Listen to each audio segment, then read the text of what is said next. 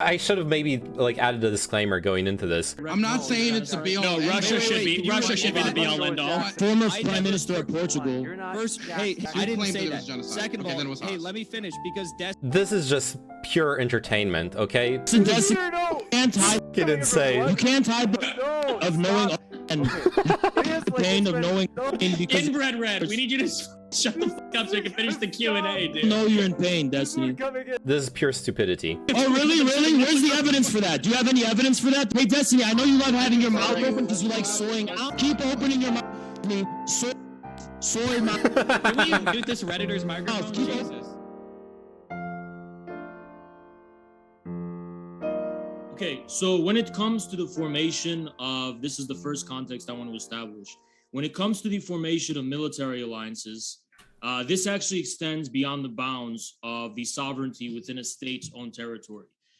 Countries have an obligation to be cognizant of the geopolitical, geographic, and historical and civilizational realities that their own sovereignty is situated within.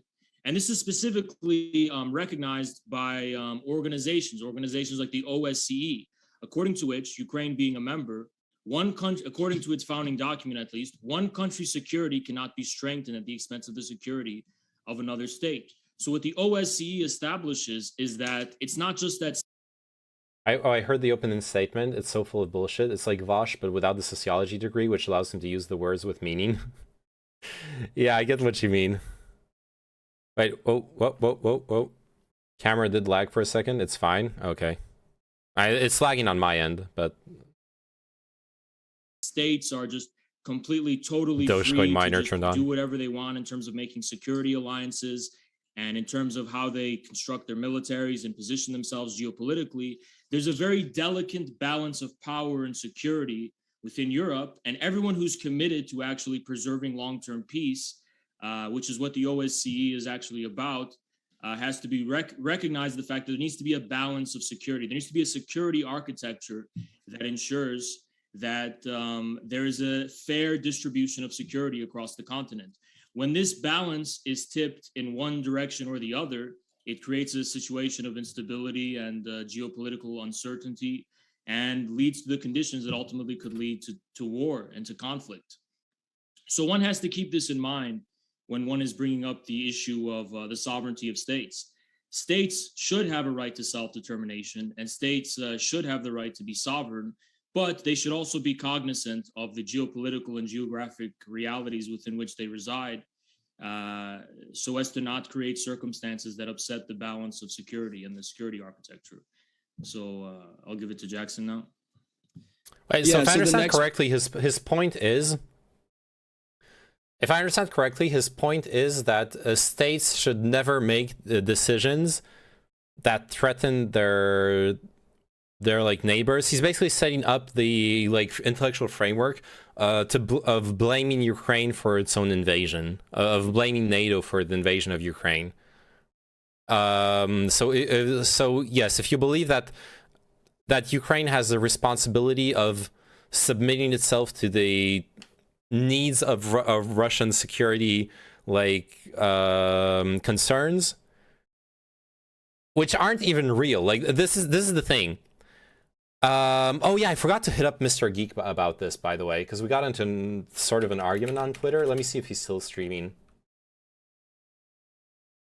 I want to have a talk with Mr. Geek about this. Oh no, he's not streaming anymore. I'll hit him up tomorrow before the podcast. Oh, the guy I banned earlier. Oh no, the guy I banned earlier. Look at what he sent me. You're a sad little boy living a lie people like me control. You better be glad I'm not in power. The things I would do to you. What? Oh no. Little boy. Threats, obviously. I feel very threatened. I feel very threatened. I'm sorry, Twitch. Okay. RIP. Anyways. Cool copy pasta, yeah.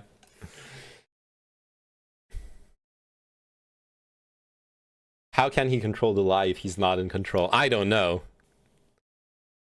But yeah, anyways, so this is something I found very uncomfortable.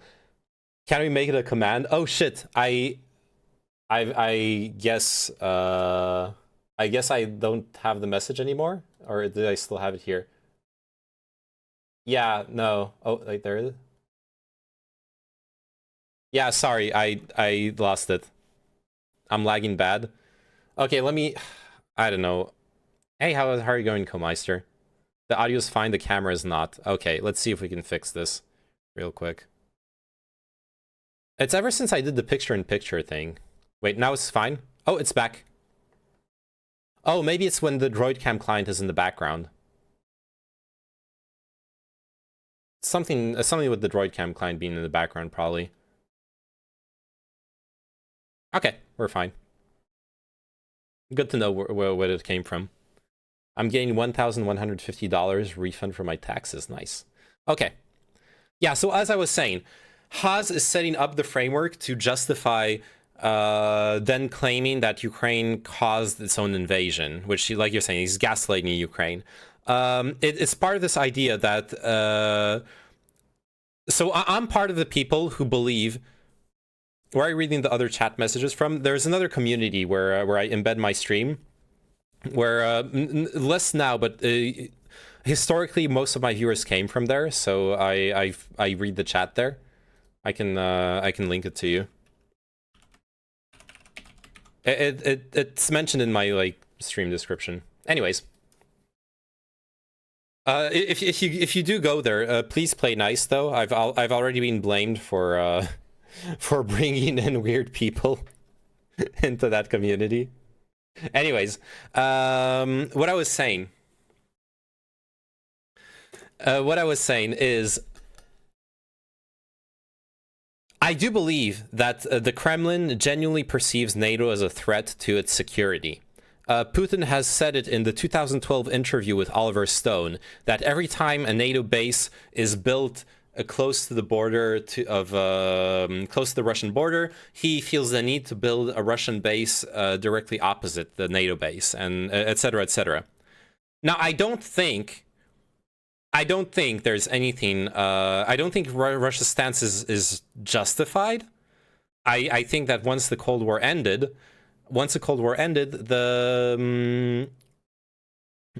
NATO stopped being an anti-Russian alliance. In fact, many countries, if you go back in time and read the exchanges, many countries honestly didn't even see the point of NATO anymore, because NATO was an anti-USSR alliance. Anyways, yeah, the Kremlin and Putin perceive NATO as a threat, absolutely. Obvious and was said previously, yes, 100%. And now the thing that bothers me is, people then take that fact, which is that the Kremlin and Putin perceive NATO as a threat, to then believe that, one, that perception is true, is justified, which I don't think it is. I'm just here to be weird. Then they also think that once you think that perception is justified, then you can start to build this narrative that Mearsheimer is pushing hardcore, that Ukraine is NATO's fault. And then it gets into weird territory. Putin, actually good for uniting the Western world again? Yeah. Alright, let's be clear here. Ukraine's people didn't do anything wrong at all. I stand against Putin with that. But Zelensky did provoke Putin. So I take a neutral stance there, not with Putin though, because he started the war and I'm against all types of war. So the Ukrainian government is not without faults. But yeah, none of them justify war. But the fact that people are being killed in Donbass for 8 years is true.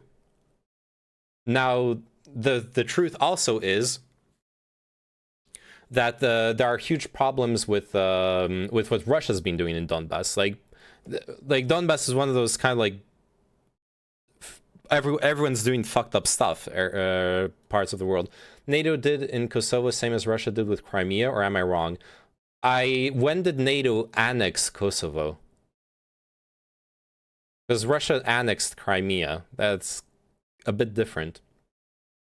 Amnesty International also published a report on the crimes committed by the Aidar Volunteer Battalion, as well as a report on how the Secret Service of Ukraine, SBU, kept people in unacknowledged detention for long periods of time, sometimes up to 15 months, without proper criminal process. Mariupol Artem, whose real name was withheld by the Azov Battalion, we know the Azov Battalion is neo-Nazis. He was tortured with electric shocks, sleep deprivation, and waterboarding. Yeah, the Azov Battalion's war crimes and crimes against humanity are being investigated by and like we basically know they've done really fucked up stuff. Yeah. NATO doesn't roll tanks in neutral countries. Yeah, they have a base there. Yes, but having a NATO base in your country doesn't mean you're annexed. There are NATO bases in Germany. That doesn't mean Germany is a part of the US. There are NATO bases in Poland. That doesn't mean Poland is a part of the US. There are NATO bases in Latvia, in Lithuania, and in Estonia. Those countries have their own independent governments and their own independent foreign policies and make their own sovereign decisions about the future of their own countries, independent of US input. It's not territorial control.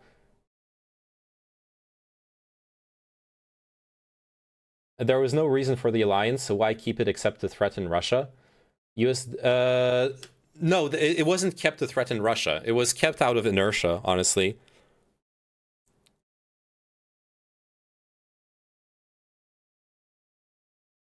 Okay, I understand the not so good ties between Russia and the US, but I don't understand where are the bad ties between Europe or some of the countries out of Europe, other countries? Where are the bad ties there? Wait, what do you mean? You mean bad relationship between Europe and Russia, for example?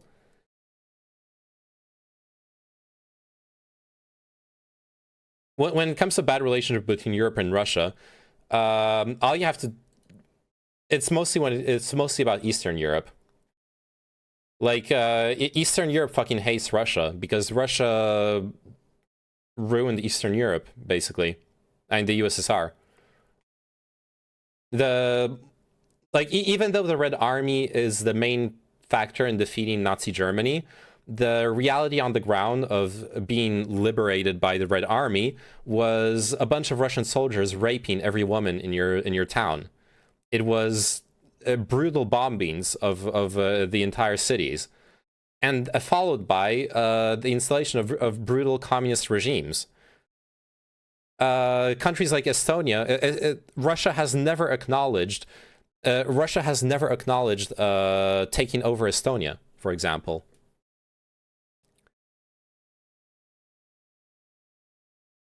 Anyways,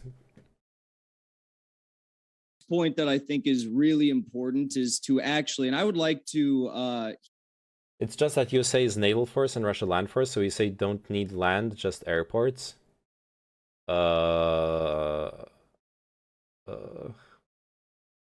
I don't think I agree. That's a weird dichotomy.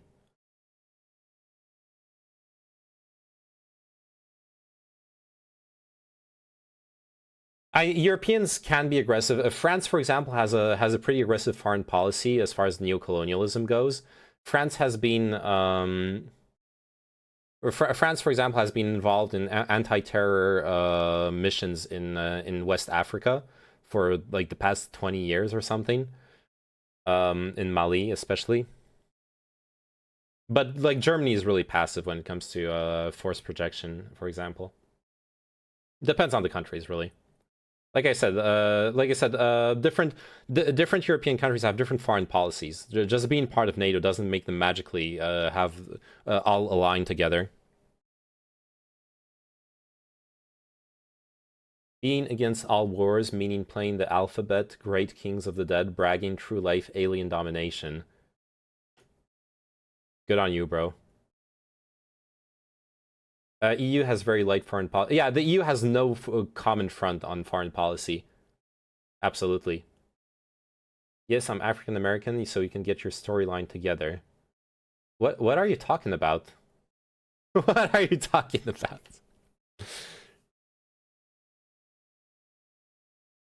Hear Dylan and Destiny respond to this when they talk. is to address when did this conflict begin, or if, war, when did this war begin? The war began, and they refused to call it a war. The Ukrainian government refused to call it a war for 8 years because they wanted to have IMF loans, and you can't give IMF loans to a country that's at war. But the war began after the 2014 coup that took place on the heels of the Maidan protests, which began, in all honesty, without U.S. This is my first time hearing someone explain. Oh my God, this is my first time hearing someone explain the Ukraine crisis with IMF loans. What the heck? What the heck? I don't understand either, Komeister. I'm sorry, Lirenta Zeus White. I don't know what you're smoking, but I want some of it for this weekend's party, okay? We're so light we suspended human rights controls on China because Portugal didn't like it. Yeah, the veto stuff. I mean, there was a plurality of people within Ukraine that were frustrated over the fact that there was not going to be EU membership for Ukraine. And well, I guess there was going to be a delay in the decision. And those protests began. And then eventually they decided that they were not going to take the unfair, deal that the EU offered them. They knew that these neoliberal policies that would be inflicted upon them, the EU deal would have hurt them much more than opening up trade partnerships more with Russia would have helped them. So upon these protests, the U.S., began to infiltrate the movement. U.S. politicians began, working with agencies on the ground, U.S. front agencies on the ground, like the National Endowment for Democracy. Victoria Nuland even boasted about the fact that, they funneled $5 billion. We'll discuss the details of the U.S. involvement in the coup later on in the Yeah, they will discuss them. And by discuss them, I mean yell at each other. It's a common talking point of West NATO conspiracy theory people. I see.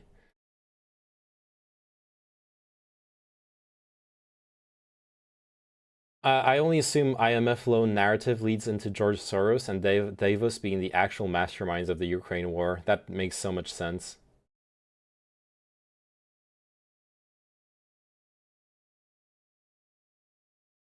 By definition, liberal policy is not inflicted. It's the problem with neoliberal policy. Wait, okay. What's going on in my Twitch chat? I don't understand anything. Okay, Lirent. I'm sorry. I have to time you out. Like, go drink some water, dude. And come back when you can make coherent sentences. I'm sure. But lots of money came in to these U.S. agencies on the ground to actually hijack the Maidan protests. Upon hijacking the Maidan protests, violence broke out. Yeah, I think so too. This was dissimilar to the 2004 color revolution that the U.S. also played a part in, surrounding the 2004 elections, which Yanukovych was also involved in. Initially reported that he won, though international Western-aligned agencies claimed that these elections were marred with corruption and discrepancies and irregularities in the vote. The election was overturned then, and Yanukovych didn't see the presidency until his second run. But after being elected, during these Maidan protests, U.S. became involved. They led a coup upon the democratically elected government of Yanukovych, and after that, coup on the democratically elected government of Yanukovych, we saw the 8-year war begin, and that's the next point I want to make. It's insane to assume that this war began, within the past 2 weeks. Everyone knows that there was shelling, there was fighting in the Donbass region. The question is, when did that begin? It began directly after the coup, thanks to the Western-aligned leader that was put into power. Now, these Western-aligned leaders that were put into power have deep ties to the, nationalist far right, factions, radical factions within both the Ukrainian military and the Ukrainian political apparatus. There's over 80 far right, military militias and battalions within Ukraine. Some of the most notable include, of course, the Azov battalion, which is one of the primary forces that has been waging asymmetrical warfare upon the people of Donetsk and Luhansk, who they themselves took votes to recognize their independence, which was not granted by Russia or Ukraine or Western states for many years. Why would Russia grant independence to a Ukrainian region? What kind of logic is that? Anyways, we don't know how independent those votes are. I haven't looked into the like pre-Russian influence referendums or votes in Donbass. But something interesting to note, however, is that when it comes to Crimea, for example, the Crimean sentiment actually was pro-Russian even before the 2014 referendum is bullshit. It's really bad, and pro-Russians always cite it. It's terrible. It's got 30% turnout. It didn't have an option to return to Ukraine. However, there are real referendums from 91, 94. There has been polling conducted by the UN from 2007 to 2011 that show a strong support for like 70 to 80% support for being an autonomous region, and also strong Russian sentiment. So, yeah. Though just putting it out there, Vladimir Putin did come out and say that he respected the legality, the outcome of the elections, but he didn't actually recognize them as independent states at the time, up until just this month. So, all in all, this conflict didn't begin this week. It began during the Maidan coup. Asymmetrical warfare was waged against the people of Donetsk and Luhansk. In the past 3 years of the conflict, which is nuts. All I have been able to find data for, maybe Dylan or Destiny autonomous can provide more evidence, but according to the United Nations, 81.4% of the civilian casualties in the Donbass war came on the side of the Donbass, civilians dying there. And at the end of the day, Russia was very, very restrained. They tried to engage in peace deals surrounding the Minsk Accord and bring peace to the region. Like it or not, think it's fair or not, he did do that for 8 years. Russia has been so restrained. And in that entire time, everything I just mentioned was taking place. And these Western aligned leaders that controlled the government for different stretches of time over this period have made a continued effort to try and join NATO, which Vladimir Putin has continuously said, and I agree, would be a direct threat to their security. You got it. Thank you very much for those openings, Infrared and Jackson Hinkle. Want to let you know, folks, if it's your first time here at Modern Day Debate, we are a neutral platform hosting debates on science, religion, and politics. And second, before I kick it over to Destiny and Dylan for their opening, if you happen to have a question, feel free to fire it into the old live chat. 100% of super chats tonight are going to Worldwide Orphans, and you can also tag me with @ModernDayDebate in the live chat to submit a question as well. Thanks so much, Destiny and Dylan, for being with us. The floor is all yours for your openings as well. So Putin has been saying, it's been quoted as saying, said multiple times, that the greatest geopolitical catastrophe. What's the title of the debate? Is Russia's war on Ukraine justified? Jackson Hinkle and Infrared versus Dylan Burns and Destiny. There's a lot of talk about artificial borders in ex-communist countries similar to Africa. For most ex-Soviet states, it's kind of dumb, honestly. I was wondering about the yes and no. Yeah, those guys are pro-Russian, and those guys are pro-Ukrainian. Let's put it that way. No, it's unfortunate that some opinions are more truthful and believable than facts, simply because the more power you got, the more your word is taken. Thus, even if what you're saying is true, makes no difference, you know? Like, I can agree with nearly everything you say, and most other people the same agree, and it might be the truth, but unfortunately, a country's prime minister will determine it all. Yeah. Who to trust in their narratives? The West, which is not perfect, Or the Kremlin, which literally arrests people for carrying blank signs. Truly, both are just as evil. The last century has been the collapse of the Soviet Union. I think if we look at the actions of Putin, not just in Ukraine, but in other countries and other states within Russia around the world, I think we can see that Putin's goal is to rebuild some sort of new body that resembles the lost Soviet Union. Whether that's going to be the Union state that includes Belarus, Russia, and perhaps some future Ukraine or not remains to be seen based on how well the Ukrainians can resist Russian aggression. But it seems pretty clear that Putin has a huge drive to rebuild what he sees as one of the, as I guess his fond memory of the Soviet Union. The idea that in terms of individual claims, I guess we'll start going through the history, but I mean, almost everything you said is either half wrong or just completely wrong. The idea that you're offering them an unfair deal, one of the biggest reasons why they required that EU deal was because Russia themselves began to put blockades on certain imports for Ukraine, just because they thought that the president was looking towards the European Union for a deal. The idea that the Russian deal was better when the European deal would have just allowed them access to the markets, while the Russian deal was literally an exclusive deal that would have forbade them from trading into other markets is hilariously stupid. The idea that this conflict began in 2014 is also just completely wrong. There have been foreign policy experts, I can find papers back since 2010, claiming that Crimea was under threat of invasion from Russia, and it was invaded. Russia has been consistently working with disinformation campaigns among actual military aid to places like Donbass or Crimea, since at least 2010, if not earlier. There's been a long and a rich history of corruption in Ukraine, whether we're talking about people that used to actually be in the Soviet party that became leaders of Ukraine, or we're talking about people that more or less wanted to be. The Balkan Wars were all about artificial borders. Okay, that's true. Yeah, in the Balkans, that was a huge problem. That's a good point. You're right. I was thinking about like the bigger Eastern European countries that don't really have that problem, but in Balkans, 100% it was an issue. Putin stooges later on, like Yanukovych.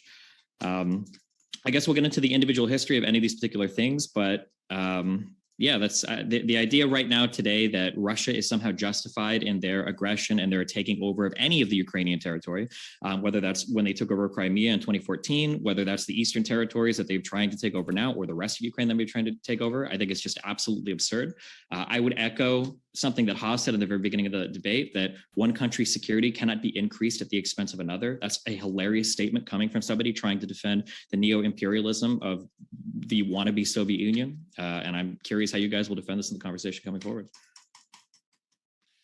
Okay, so I guess the best thing to do would be start with, I guess I'll start in 2004. Since there's nothing to gain from this. I know. Look, Bukra, I just wanted, the thing is, when I tuned into it live, I tuned into at the end when they were yelling at each other. I want to see the slow descent into madness, okay? I want to enjoy the slow descent into madness. Wasn't it more like Crimea seceded instead of being invaded?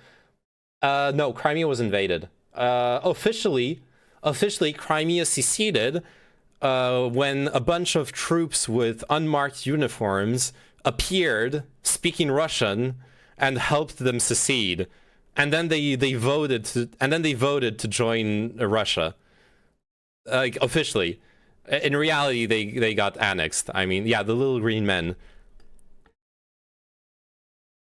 It's that one's not like very that wasn't very subtle. As I understood, the pro-Russian part of the Ukrainian military moved to Crimea. My understanding is that Russian troops were heavily involved from the very start. History. So the Orange Revolution, which I respect the Ukrainian people for taking power into their own hands to stop an election that was stolen, as was confirmed by the Ukrainian court system in 2004. And we call it a coup, or it was a coup of Viktor Yanukovych. What was failed to mention is that after the Ukrainian courts decided that there was large-scale fraud committed on behalf of Viktor Yanukovych in 2004, is that there was a revote. And after the revote was done, once international monitors were now involved in the situation, that's when Viktor Yanukovych lost the 2004 election. And so the Orange Revolution, that is usually cited here as a coup, what is not mentioned is, just like in the 2014 coup, there is an election after both of these instances. In 2004, there was a revote. And in 2014, after Viktor Yanukovych was impeached, He then fled the country, and there was another democratic election where somebody was democratically elected. There was also another election in 2019 where Zelensky won with about 73% of the vote. I respect the Ukrainian people and taking the power in their. Why Northern Ireland or Catalonia couldn't secede? Because they didn't have Russia send in troops. Look, secession and Balkanization is a complex subject. We looked, for example, into a couple months ago when I had a discussion with a friend. We looked in depth at the problem with Somaliland. At the problem with Somaliland, for example, where the international community refuses to acknowledge Somaliland as a proper government, even though it's been much more successful at being an actual government than the rest of Somalia, and it wants nothing to do with the rest of Somalia.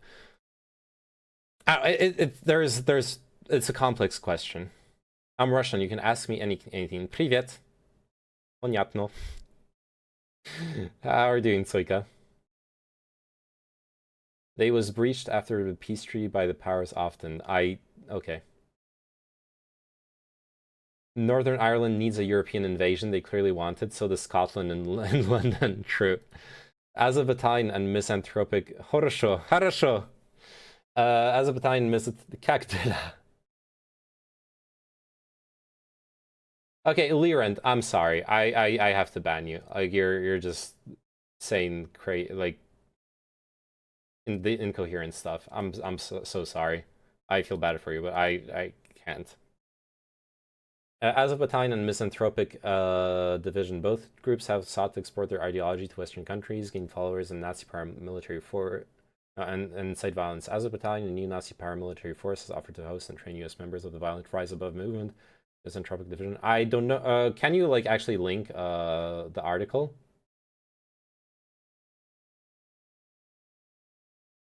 That is fucked up. I know a Jewish Royal Marine in Poland. Now he tells me about the rise of anti-Semitic hate there. Dude, okay, it sucks to say. My family's Polish, okay? Anti-Semitism in Poland is not a new thing. Sadly, it sucks. Eastern Europe sucks, okay? I love Eastern Europe. There are many things I love in Eastern Europe, but there are many problems. Homophobia, anti-Semitism, sexism. There are many big problems. And you know what? It's less bad than in Russia, by any metric that I have found. The Azov battalion sucks, and it's a problem. And if Ukraine manages to beat off the Russian invasion, it's going to be an even bigger problem. They'll have like weapons and combat experience and all that shit, but Russia's not better. It keeps being brought up as this, what about, like, look at how bad Ukraine is. Russia has been supporting neo-Nazi groups within itself and in the rest of the world for years now. Russia is not a denazifying force in the world. Own hands to take back their democracy in both instances. I would also like to talk about, I know both of these people care about sovereignty a lot send here. My river. In both instances, both in 2004 and 2014, and before it, the Russian state has meddled in the affairs of Ukraine on multiple occasions, fomenting corruption, directly getting involved in elections, and directly getting involved with Ukrainian politicians and basically sponsoring them on behalf of the state.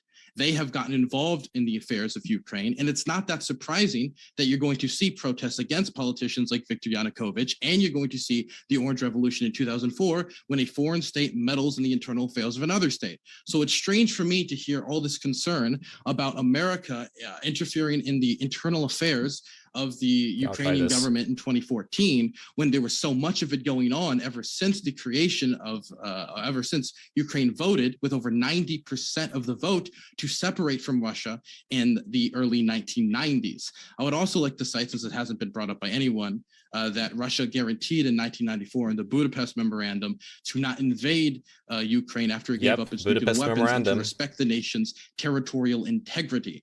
I would also say the spirit of that was also violated when they meddled in the internal affairs of Ukraine in both 2004, 2014, and many other instances.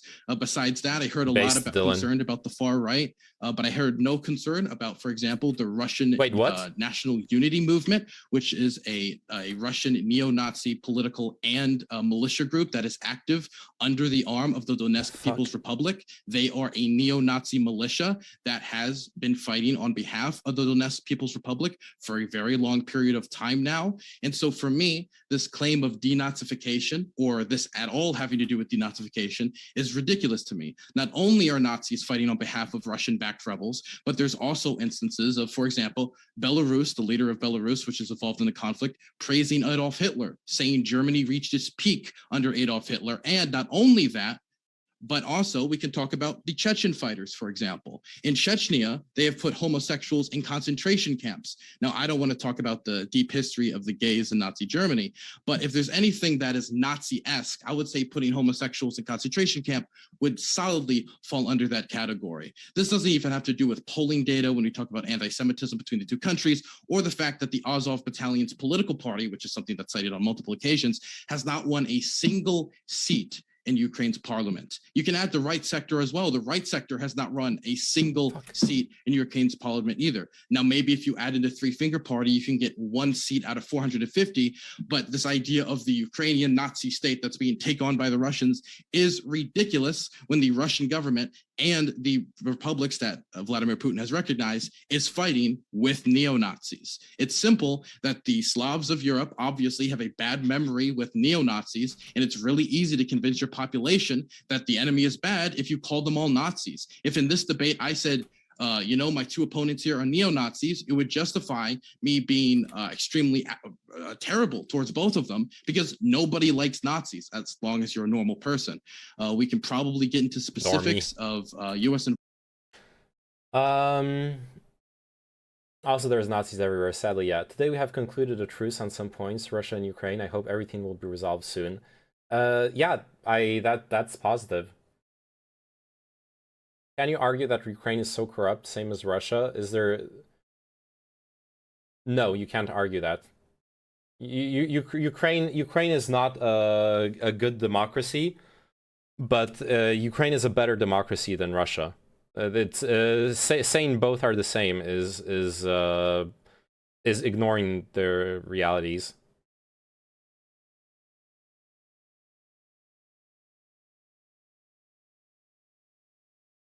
Involvement in 2014 and the labeling of as a coup. We can get more into the Budapest Memorandum. I'm hoping we can get more into that, but I'll just end my statement there for now. I would also like to amend to Dylan's statement that I would like to congratulate the neo-Nazi country of Ukraine for being the first country outside of Israel to have its two highest level political positions held by Jewish people, which is an amazing achievement for a supposedly because neo-Nazi the Nazis opening statements.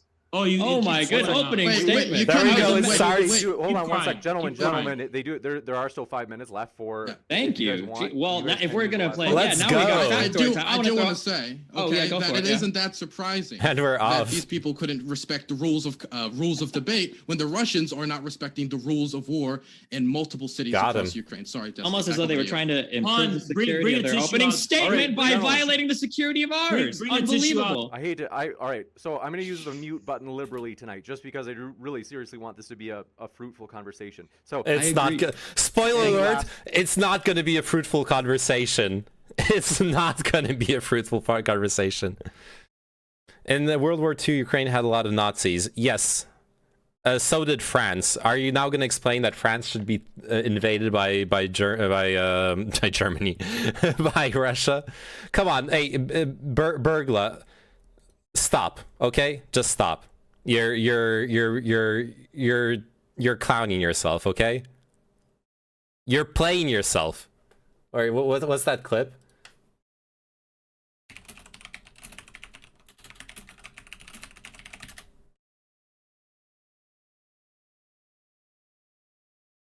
Don't ever play yourself. Don't ever play yourself. Don't ever play yourself. Don't ever play yourself. Congratulations, you played yourself.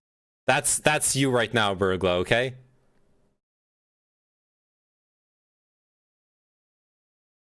It's a special conversation, not a debate. Yeah. France needs to be invaded by Russia. Please no. Words from Destiny and Dylan in terms of that opening. Last word, just for context, before we get into debating the ethics of the Azov Battalion, this is a fighting force of maybe 2,500 people, of whom 10 to 20% are supposedly neo-Nazis, out of a Ukrainian army that has over 200,000 active military personnel. The idea that Ukraine is some hotbed of neo-Nazi activity is just hilarious. Having both a prime minister and a president that are Jewish, like it's one of the biggest driving forces that Putin uses to try to push his population against Ukraine. It's absolutely pure propaganda. All right, I think are we good here, Dylan? I've got a few more minutes. Anything else you want to? I mean, I could just list off like Russian war crimes in Ukraine, since they talked about that. The targeting of civilians in Kherson, the targeting of, I mean, he's laughing, demented as usual. Targeting of civilians across Ukraine. Since you address me, you're full of Hold shit. on, They're not I can address all I want. My goodness. See, he's laughing. I can comment on that if I want. There are about 3 minutes and 15 seconds left for Destiny. And Tell him to stay on topic. Don't make comments directed at me, Pillsbury. It's a debate. It's a debate. What do you mean? Don't make comments directed at you? Do you want to just make long speech followed after long speech? Do you think would it be considered a war crime when Yushchenko didn't that guy say that he was really crazy? He had like Agent Orange poisoning or whatever. That was kind of a random thing when he was running against Yushchenko. This is kind of strange. I'm sorry, when he's running against Yanukovych. That was kind of weird. A little strange. I mean, but am I randomly? Look, you know, hey. Amongst it's a little strange. All the journalists. Wait, what the? Look at that. Look at that. Just can't stop. See, again, more evidence that pro-Russian individuals in this conflict just can't follow rules of engagement. Anyway, a civilian critical severe.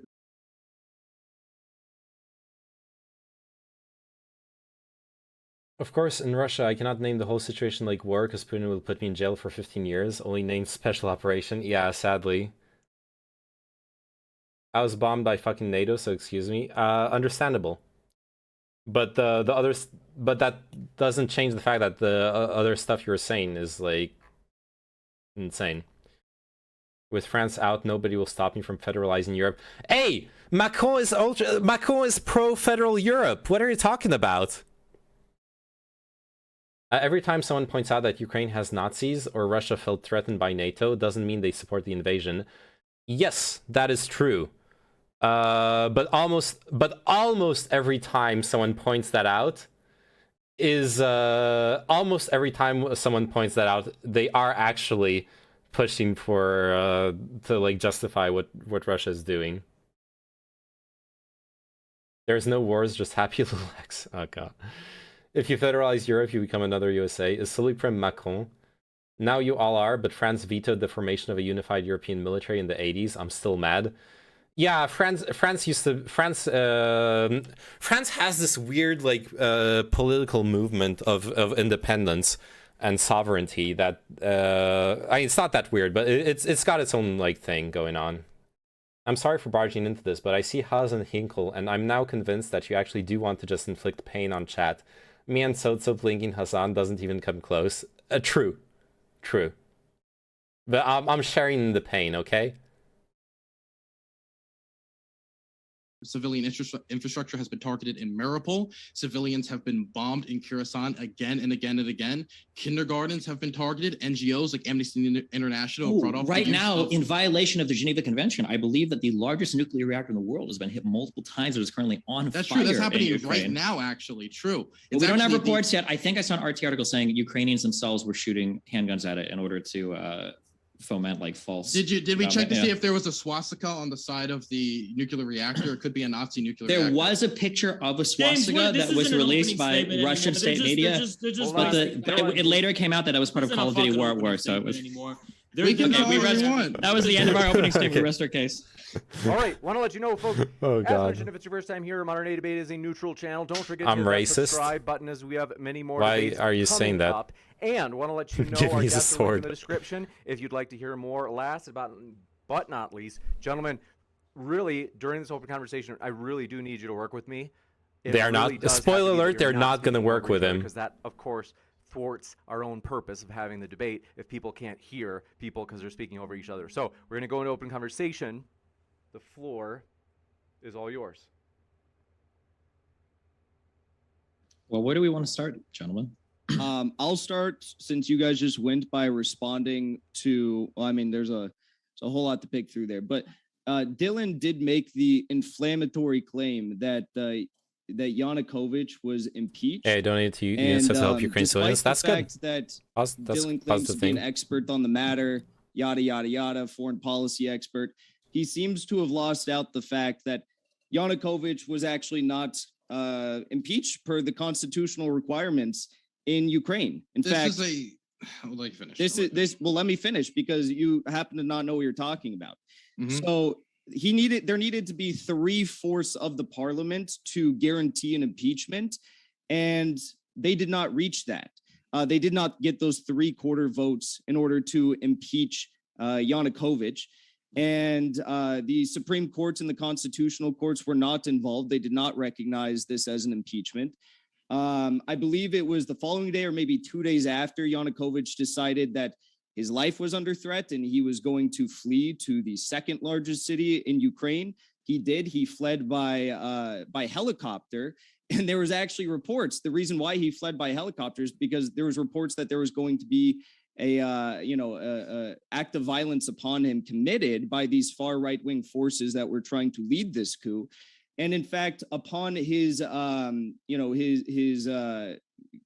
the series of cars that were supposed to be carrying him off to Kharkov when he was leaving, when in fact he was in a helicopter, they were fired upon by snipers. So he was not impeached. There was no constitutional requirement. They didn't get enough votes. So I don't know why you said that. Well, number one, it is a debate that is ongoing in Ukraine, whether he was legally or not legally impeached. This has been okay. You can continue to you can continue to laugh. So why'd you say that he So was? you didn't let me finish. Okay, it's an ongoing constitutional debate on whether he was legally or non-legally impeached. Why is there a debate? Hold on. Let's Yeah, just what's give the a minute debate or about? two. James, Just James. a minute or two for Dylan to respond.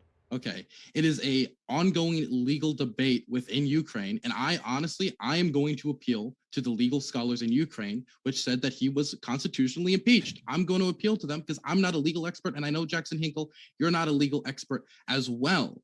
But I do want to bring up here for a second that this is probably the first time I've ever seen Jackson in favor of a regime change war. And can we They're also talk impartial about the way? science. Yeah, so spoiler alert about this thing they're arguing about. Jackson Hinkle is going to argue on the technicality that the Constitution, the way Yanukovych was deposed wasn't actually constitutional.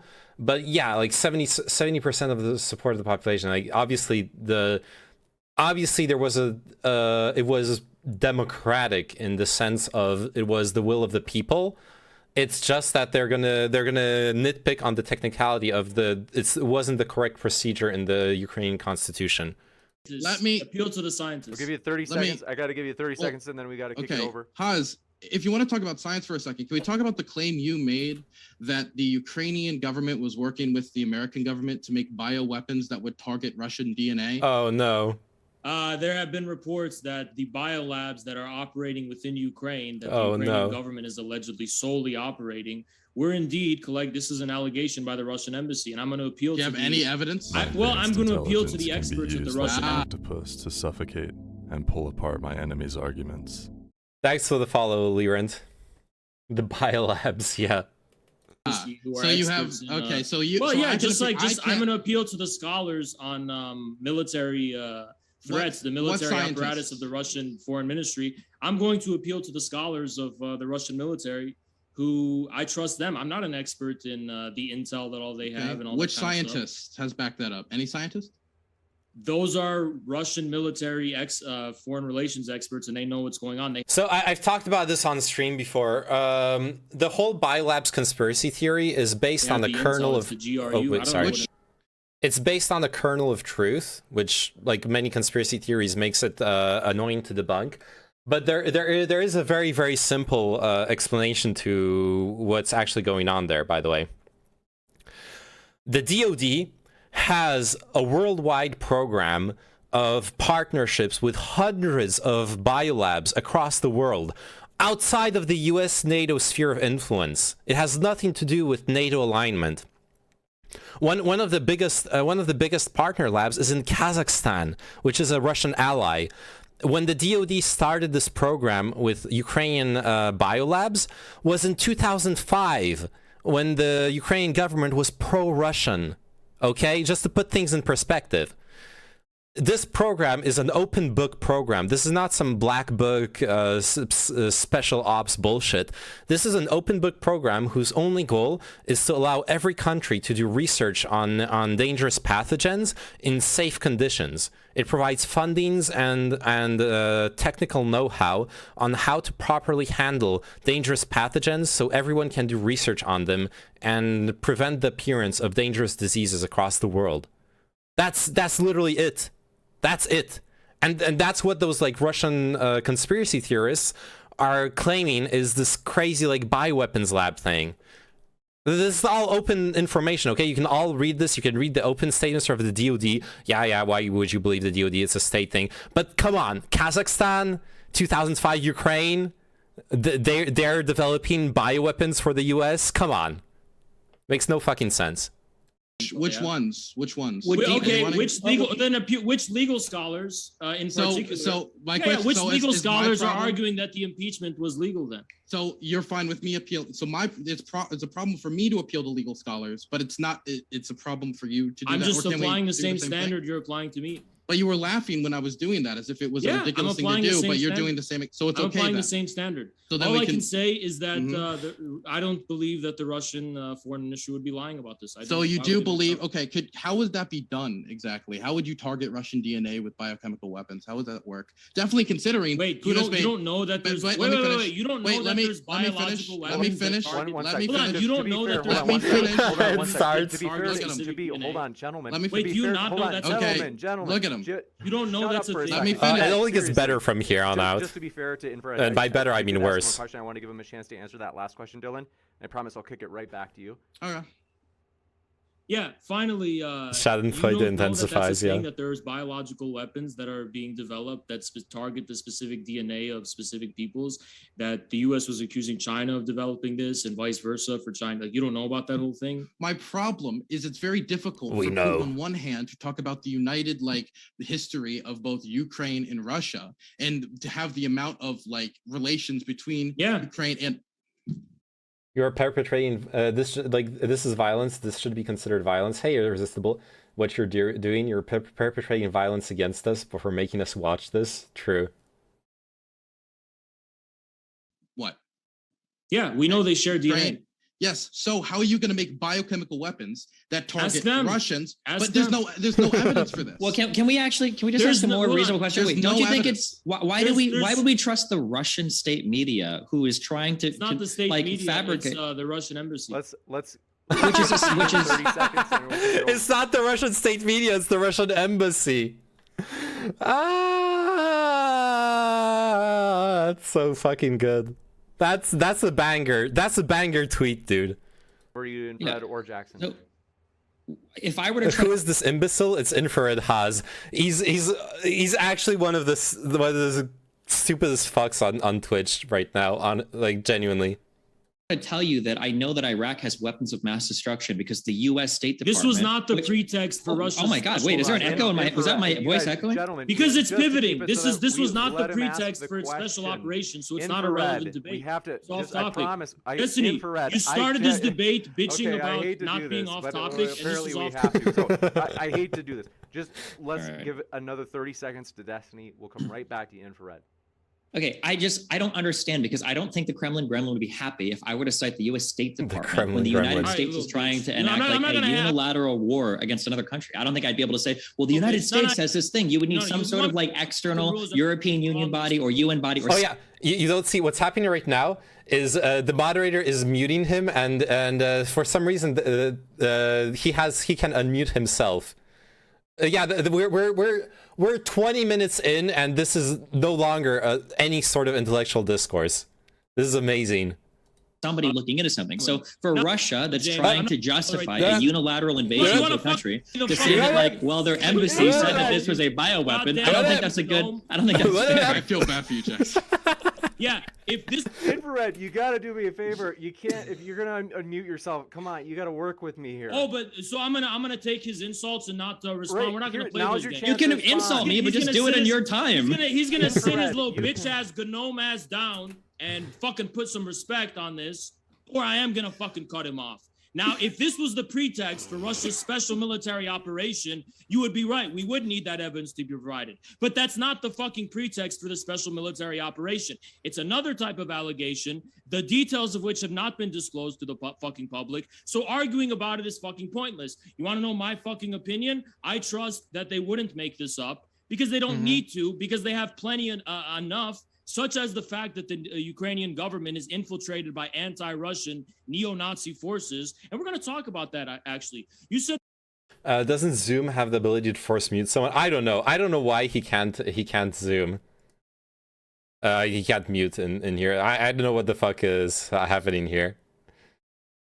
That because Zelensky is Jewish and that there's Jewish representation in the Ukrainian government, that there couldn't possibly be neo-Nazi sympathies rampant in the Ukrainian ruling elite. I never said that there weren't neo-Nazi sympathizers. There might be sympathizers, but that's not what your initial allegation was. Was Nazism solely defined by anti-Semitism? No, it was anti-Semitism actually was just a subset of the pan-European supremacism that defined Nazism. They were anti-Semitic because they considered Jews to be foreign to Europe. Right? The main thrust actually was targeted toward Russians who were considered Asiatic and Slavs to the east in general. Wait, who? They wanted to enslave wait, and exterminate who? the Russians too, the Slavs too. Huss, who the fuck asked? Nobody cares. Huss, this has nothing to do with what we're talking about.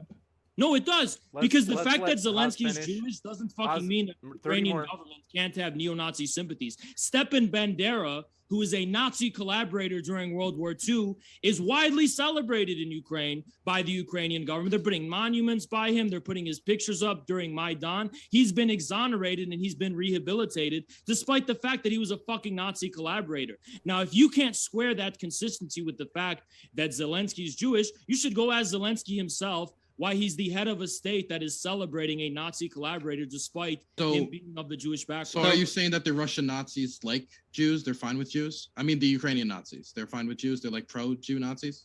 That's a question you should raise to them. And Well, no, I'm asking you. I'm raising the question to you. They may harbor anti-Semitic views, but as far as I'm not concerned, there is nothing. As far as I'm not concerned, nothing impossible about the idea of Western Ukrainian who are from Jewish descent. I'm gonna trigger the lich. Have neo-Nazi sympathies themselves. Having sympathies for somebody that might have been a national hero.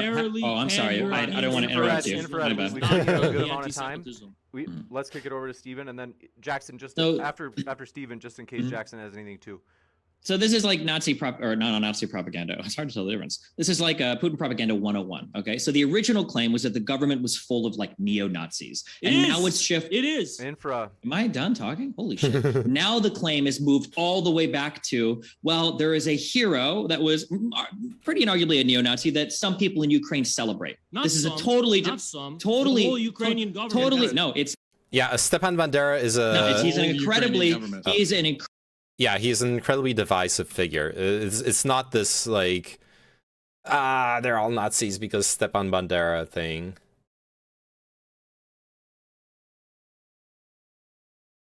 Incredibly divisive figure, and there is an incredibly divisive figure, even in Western Ukraine. Okay, the United States. Can I finish a fucking sentence? Holy shit! This isn't your Spencer debate where you're going to ramble for 12 fucking hours. I'm letting you get a fucking word in, okay? The idea that just because somebody worships some hero or some country said, oh, this guy was really important in our history, means that the entire country is all of a sudden infested with neo-Nazis is no less true than when the United States... The sound he made before being muted. Oh my god. Celebrates any fucking hero that has a sordid history or has been racist or has been anti-Semitic or whatever else. The fucking United States took in Nazis after World War II in exchange for some of the scientific information they could give us. It doesn't make us Nazis. It doesn't make our government full of neo-Nazi sympathizers. If you want to make the argument that Ukraine has neo-Nazi sympathizers, then you need to show me neo-Nazi actions happening today in Ukraine, not trying to allude to some hero that a prime minister, in 2010 or whatever, decided to nominate as some fucking hero because of his history in Ukraine. You need to show me something current about that. What are the neo-Nazi activities that Ukraine is taking on today? Don't tell me who was nominated as a fucking national hero. You're completely full of fucking shit. You just said that Stepan Bandera And was there's only no answer. incidentally There's a, no a answer. Nazi collaborator. His whole historical significance was that he was a fucking Nazi collaborator. He has no significance outside of that. I think So no, I can it's not I like think some I can add US some figure. context to It's this not like too. the inventor of the fucking telephone who Jackson. happened to be a racist. This guy, his primary historical significance was being a Nazi collaborator who betrayed the Soviet Union and was attacking them on behalf of That's the fucking true. Nazis. To That's exterminate the Slavic and Russian and Ukrainian peoples, to create a westernized Ukrainian collaborator state. So you're completely Just to full of hear- fucking shit when it comes to that. think Finally, you want to Jackson's know ready. about the neo-Nazi activities that are going on now and have been going on in the past 8 years? Sure, it's the Azov Battalion, which is the vanguard of Ukraine's military in the eastern Ukraine and in the Donbass, which is regularly attacking civilians, regularly shelling civilian infrastructure, regularly embarking on a campaign to slaughter and exterminate the Russian peoples in eastern Ukraine. They committed the massacre of Odessa back in the early days of the Maidan. All sorts of. So the massacre of Odessa is this is something pro-Russians pull out from time to time as well that I've looked into. It was during the Maidan 2014 unrest stuff. There was indeed a massacre in Odessa. People like killing each other, and there were some neo-Nazi groups involved in it. It's not as clear cut as like neo-Nazis walked in and massacred a bunch of people. It was like different groups killing each other, which was really bad. But yeah, turn up the gain on chat's mic. What if Nazis killed your parents and now their children occupy the land that would be yours?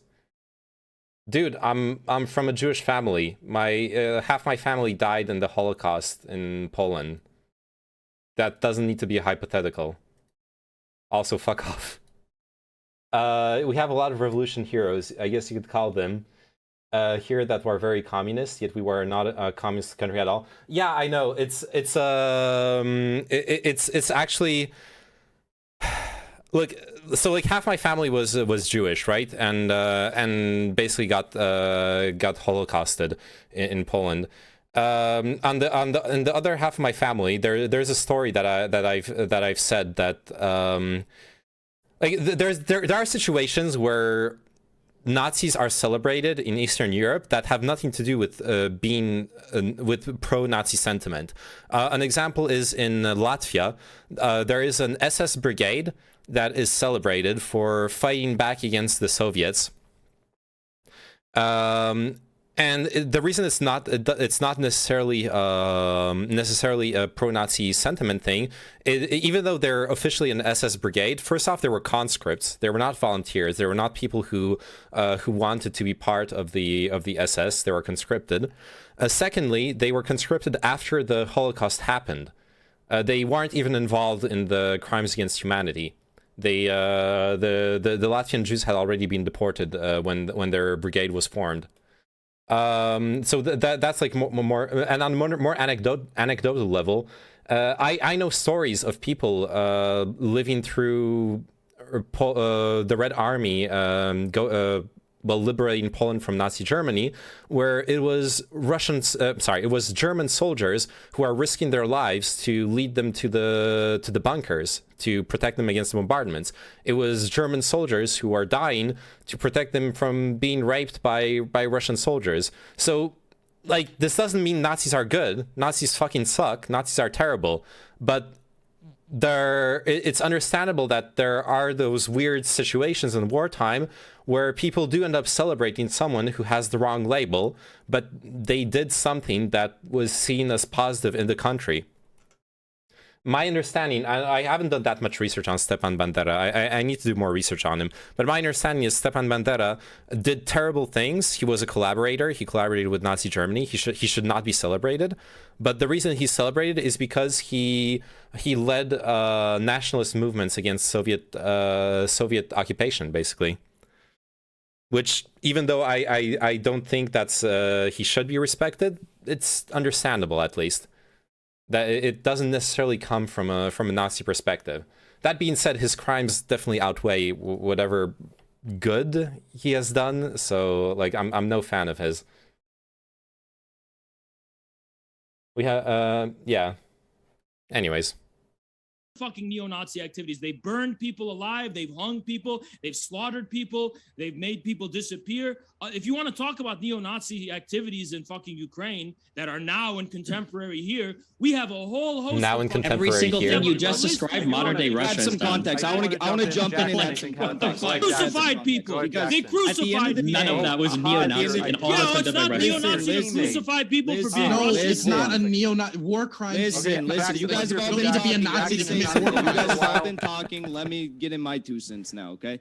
So, at the end of the day, the primary goal of the ideological inheritors of the Organization for Ukrainian Nationalists, which is the vanguard of fascism in Ukraine. This is the ideology, the radical faction within this organization, especially of Stefan Bandera.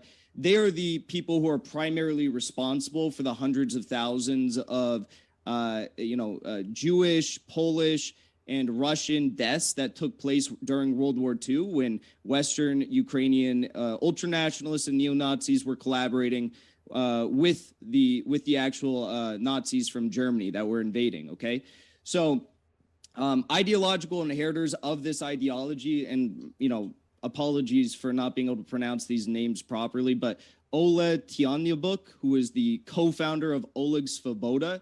He claims that he wants to purge Ukraine of Jewish people and Russians. He was ranked the 5th most anti-Semitic political leader on the planet in 2012. It just so happens he was a people's deputy in Ukraine up until 2002.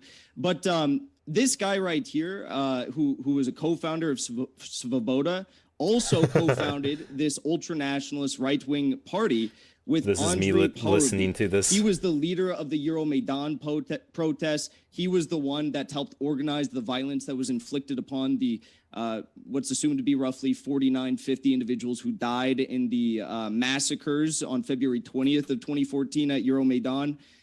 He was the speaker of one of the most recent parliaments, the chairs of one of the most recent parliaments in Ukraine. He was the leader of the Society to Erect the I don't know what People's Bandera Deputy is Monument specifically. in Ukraine, and he claims that Bandera was the most important person in Ukrainian history.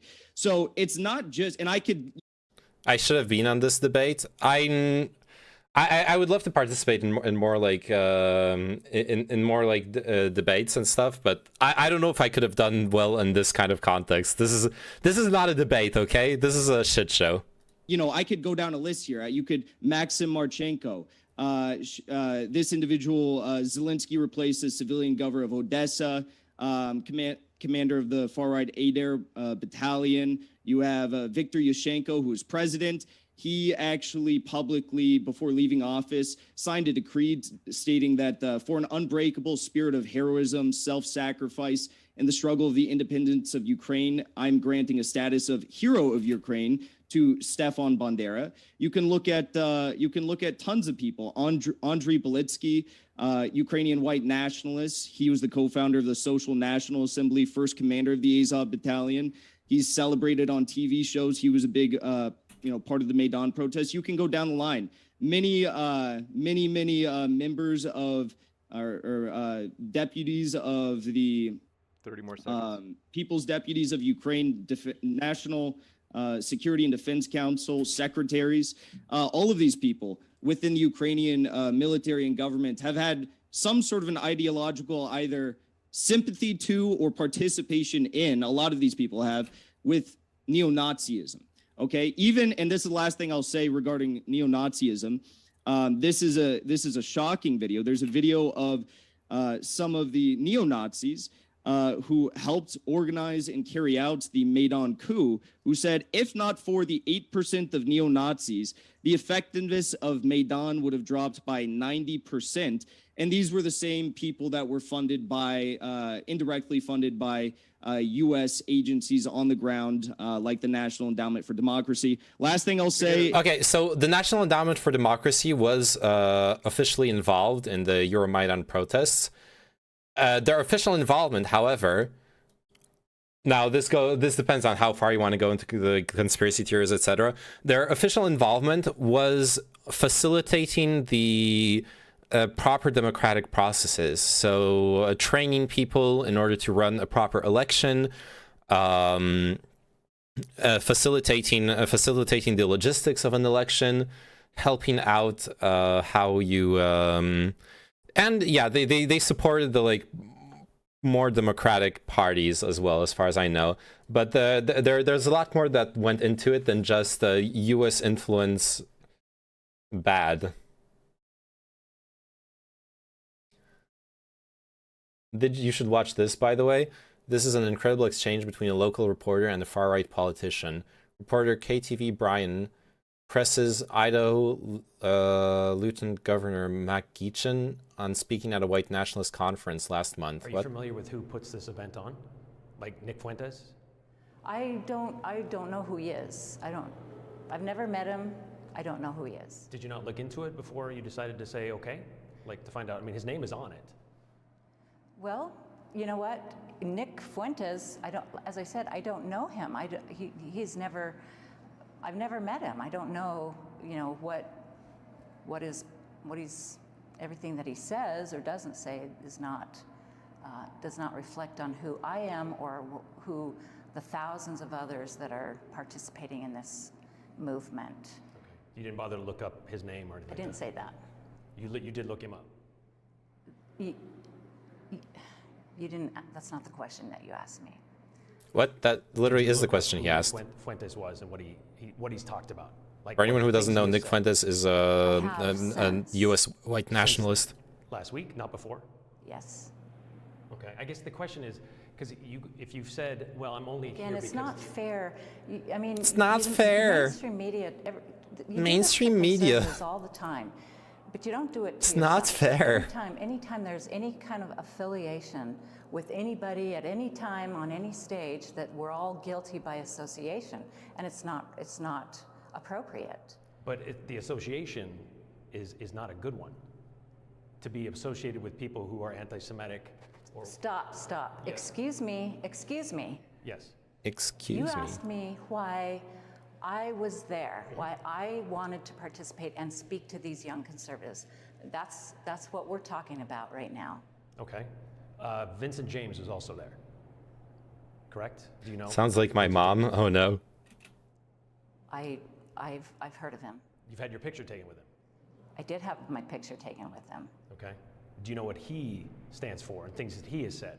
No, I don't know all the things that he or anybody else. And again, I'm just going to keep repeating the same thing, that this guilt by association that the media tries to do with conservatives and conservatives only is that if we ever only conservatives have met somebody once or took a picture with them or ever shared a stage with somebody ever, we're all guilty by association. If you want to know why I went there and what my message was, go watch my video. I did watch your video, and if you so had known, that's what it was all about. If you had known who Nick Fuentes is, would you have said yes?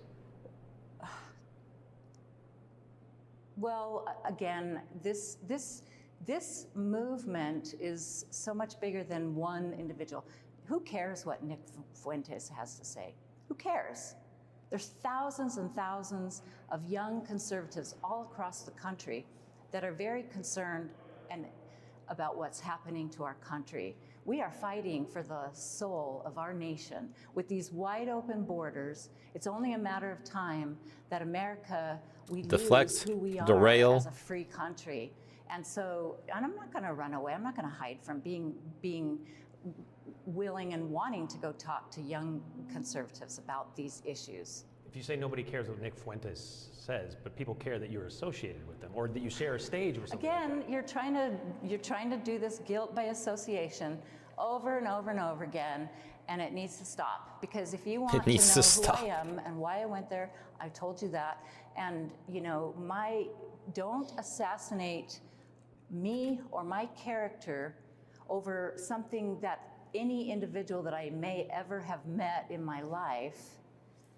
If there are things that are said or that they believe in, then that's that person, it's not me. But that's not the first time. My point of bringing up Vincent James. There you go. Right?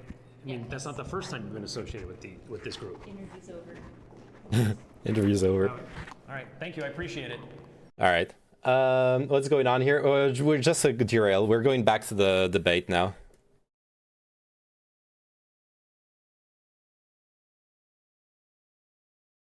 these tactics to gain some time. Conservatives just need love. I played Valorant on my days off and played Silver 2. Feels bad, man. Dude, I can't make it back to Plat 1. I'm doing so bad. Aren't in Germany still companies that grew from the extraction of Jewish wealth? That's what I heard, not trying to be antagonistic here. Yeah, there are companies that made a lot of money from Nazi Germany as well. Pretty sure there's not. Pretty sure most of the money in German industry is born out of the Marshall Plan. No, the like Volkswagen was a company founded by Nazi Germany, and there are several other. I know in France, Renault collaborated with Nazi Germany. There's sadly many companies. Oh yeah, Mercedes-Benz. You sure about that? Maybe they collaborated too. There's a lot of companies that collaborated with Nazi Germany during World War II, whether in Germany or in other countries, that are still very successful to this day. So you can argue that they literally made money off of the. Yeah, Hugo Boss sold uniforms, if I recall correctly too. Lots of German companies used forced labor from concentration camps, etc. Yes. Yes, but there's no Jew money still going around now, right? I mean, there are a lot of there are like treasures and art collections that never were retrieved, that are probably sitting in some safe, like in Switzerland or in the Cayman Islands or wherever. It's very there are things that never were retrieved. List of companies involved in the Holocaust. There you go. I can link you this if you want. Oops, no, that's not the... AG, Allianz, Associated Press, Audi, Baccarat, Balzen, BASF, Bayer, BMW, Karl Walter Gemeinbaumhaus, Chase National Bank, Degussa AG, Dehomag, DST, Deutsche Bank. It's a long list.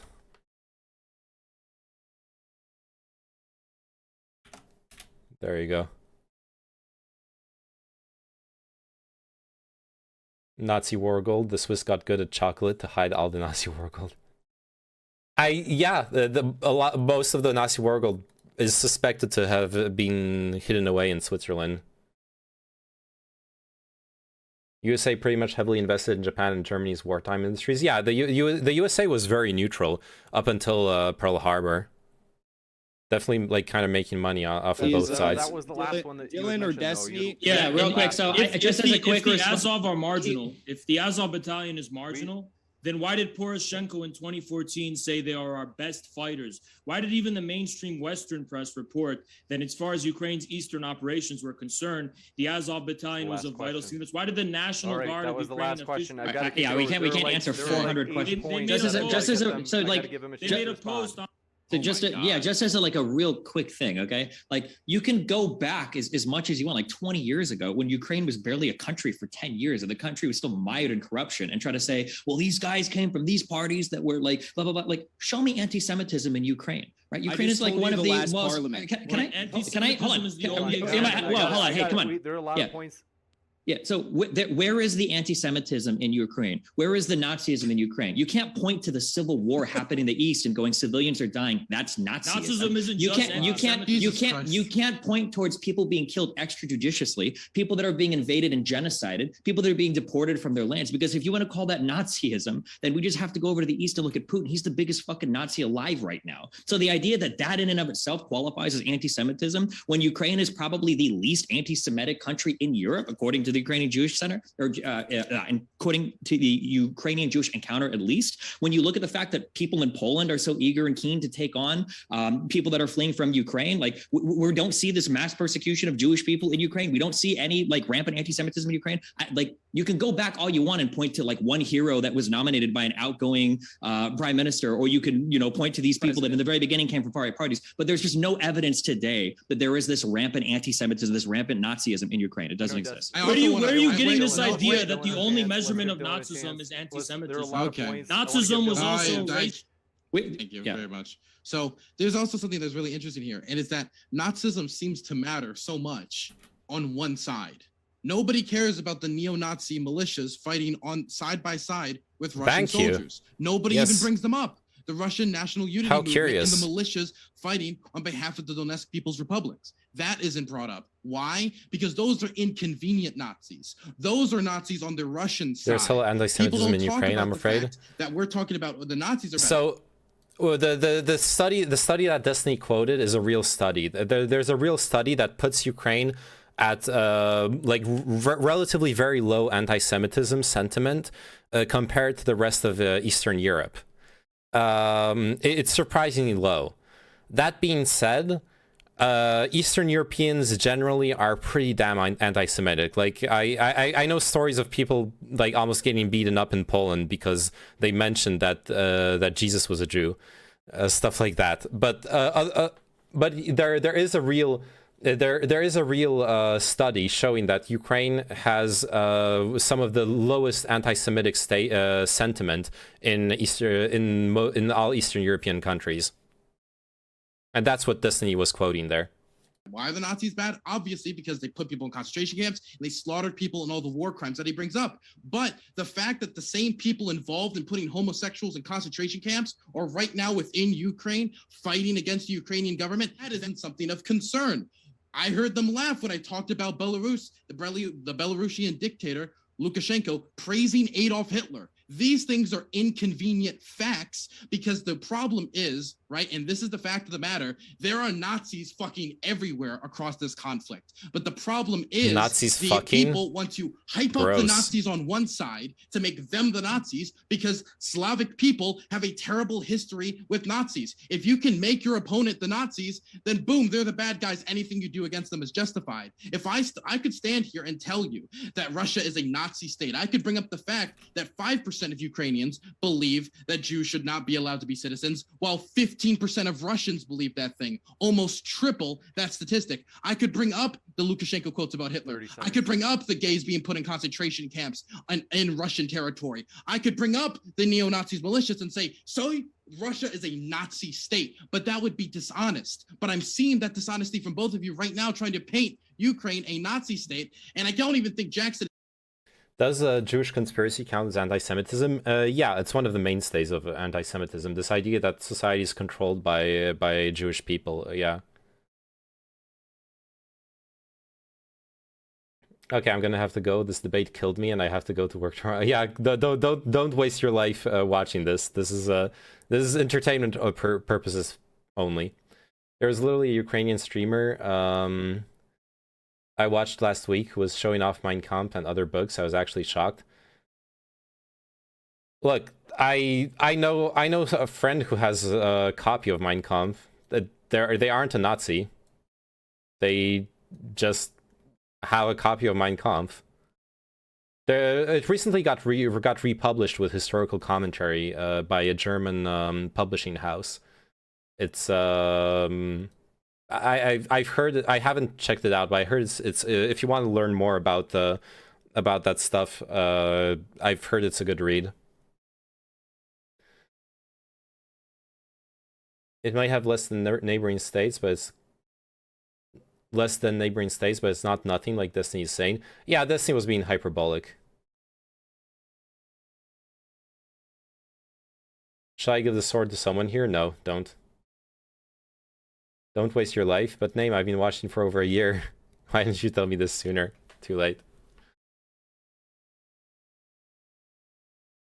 And Infrared got their points in order. Jackson saying that they are anti-Semitic Nazis. Infrared saying that these are Nazis who love the Jews. I can't even. I didn't fucking say that. What I actually said was that the emphasis on anti-Semitism may not be as strong as the emphasis on pan-European supremacism and racial exterminationism, but that's the fucking point.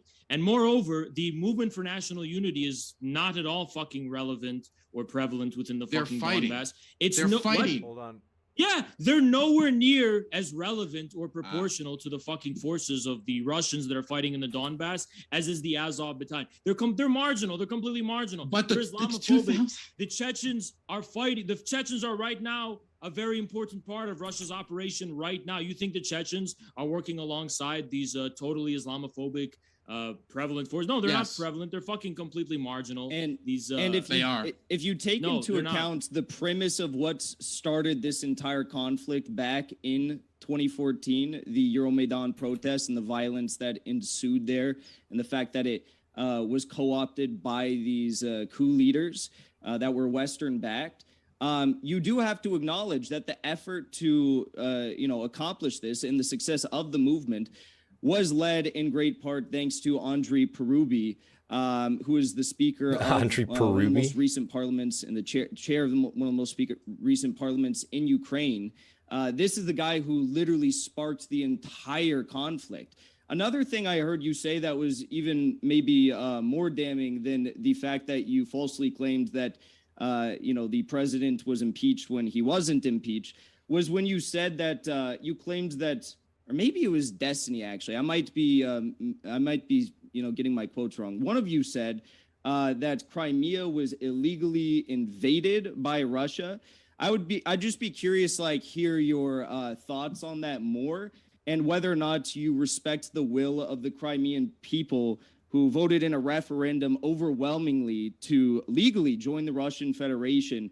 96.77% voted in favor of joining the Russian Federation. Was that after the invasion? 2.51% supported staying in Ukraine. Jackson, was that after Russia invaded Crimea? They held that referendum, right? I just want to get that fact right. What do you find? We can talk about the specifics. I just wanted to hear yes or no. Is that Jackson? Was that the Russian referendum they held after they invaded Ukraine? What do you find?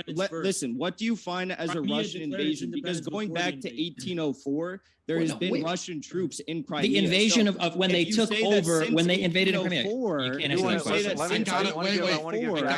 that question. Russia's been continuously invading Ukraine despite the fact that they have had troops there since 1804. Then sure, we'll call it an invasion, but we both know it's not an invasion. The Crimeans declared their independence before the Russian invasion, just like the people in the Donbass did.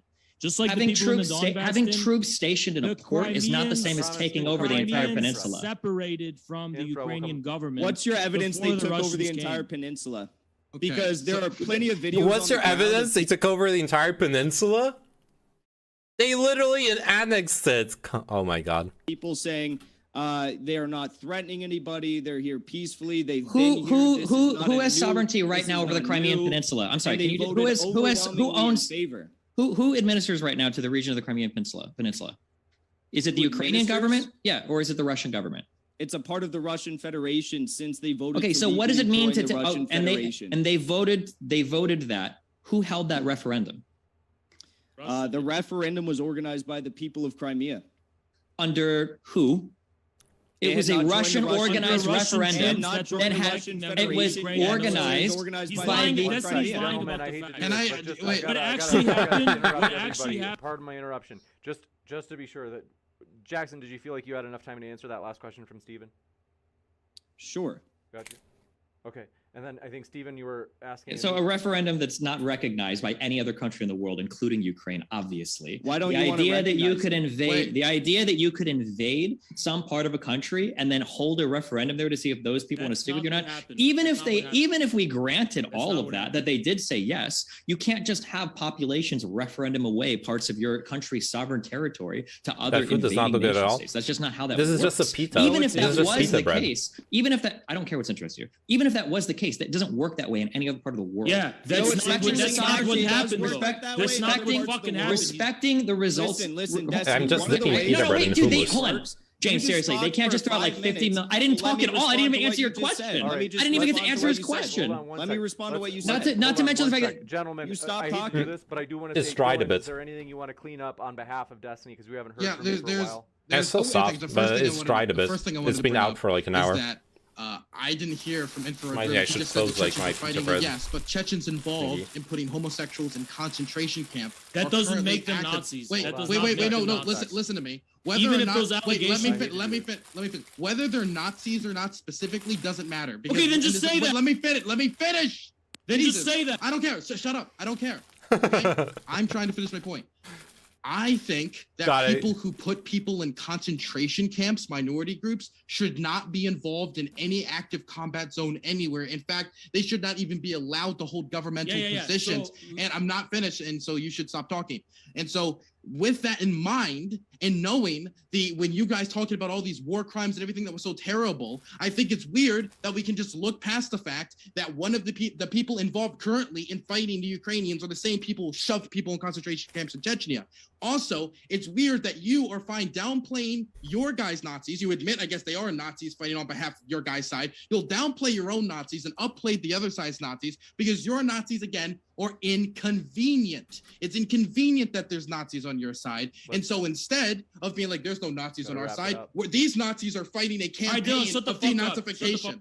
Also, too, I never even got to finish my earlier response to Jackson's neo-Nazi shit. I was almost done. Also, it's my fucking turn. It's my fucking turn. One last thing. It's my fucking. Dylan's talked too much. It's my fucking.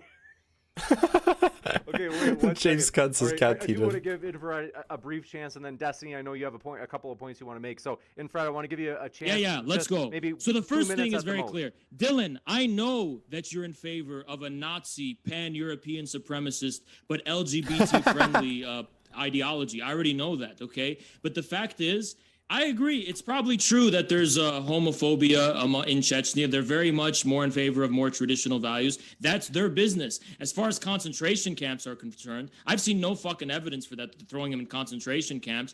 But even if I were to grant you that that was true, that still doesn't make them fucking Nazis who want to exterminate whole peoples because of their fucking nationality or their race or their ethnic origins. You seem to think that's not as I know bad they or- only want to exterminate them because of their sexuality, but not those other things, so it's fine.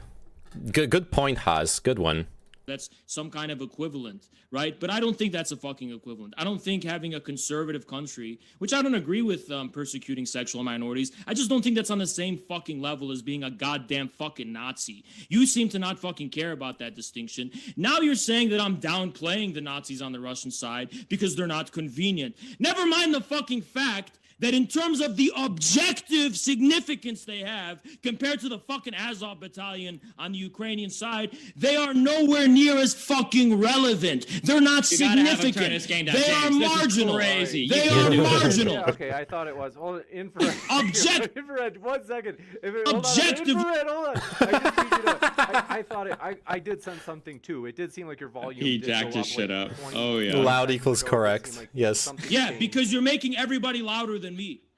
No, I promise I'm not. Was that Russian I don't even know propaganda? how to do that. I mean, these because Nazis. people in my chat These are are. telling me that. People in my own chat are telling me Infrared, that. I can give you 20 seconds on terms Yeah, of wrapping up your 20 point, more? but then I've got to kick it over to Steven. Dylan is making the claim that that it's just inconvenient for me, rather than the actual reality being the fact that the Russian nationalists and the Russian neo-Nazis are completely marginal in the Donbass, whereas the Azov battalion are not. He mentioned something also about Lukashenko's comments that were taken out of context. Lukashenko is an anti-fascist, 100% anti-Nazi, 100% anti-Hitler. We can actually get into the nitty-gritty of what proves and backs that up too. You took some statements he made out of context. Steven's been waiting for a while to respond. I want to. Yeah, so just to reiterate again, the Azov battalion is not making up the brunt of the fighting forces in Eastern Ukraine. In Eastern Ukraine, they were. This is a small battalion of like less than 3,000 fighters. The idea that these people are making up the majority of Ukraine's forces is just not true. And even of the Azov battalion, only a minority of these people are neo-Nazis. Even of the Azov battalion, a minority of these people are Nazis. There are problems there for sure, but this claim that there is a broader Nazi problem in Ukraine, I mean, at this point, maybe there is, if we're defining Nazis as people that are pro-LGBT and pro-Semitism. I don't know what kind of Nazis these are or what makes them Nazis, aside from earlier you said they kill people, which I guess European everybody on the supremacist planet, is everybody's Nazi? I don't, like, Hitler wasn't going for, like, pro-European supremacy. Yes, he was! Okay. No, he wasn't. Eastern Europeans were also subhumans, and they weren't subhumans, but they were in the Nazi classification. Eastern Europeans were barely human. They like barely passed the test, but they were still inferior to like Western Europeans, and obviously inferior to the Aryan people and all that shit. Reminder: the mod actually did an audio test for everyone in the beginning. I did not know that.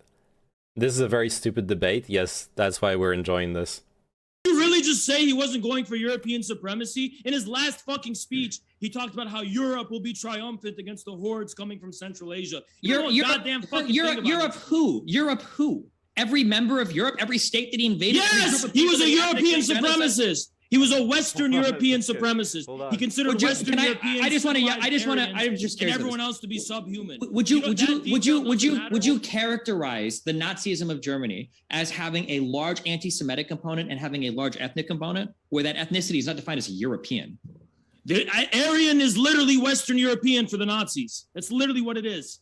Okay. Not exactly. Okay, because you're a little Jackson, bitch and you never fucking defend what you just said Jackson because you're would like to fucking jump wrong. in. Let's have Jackson.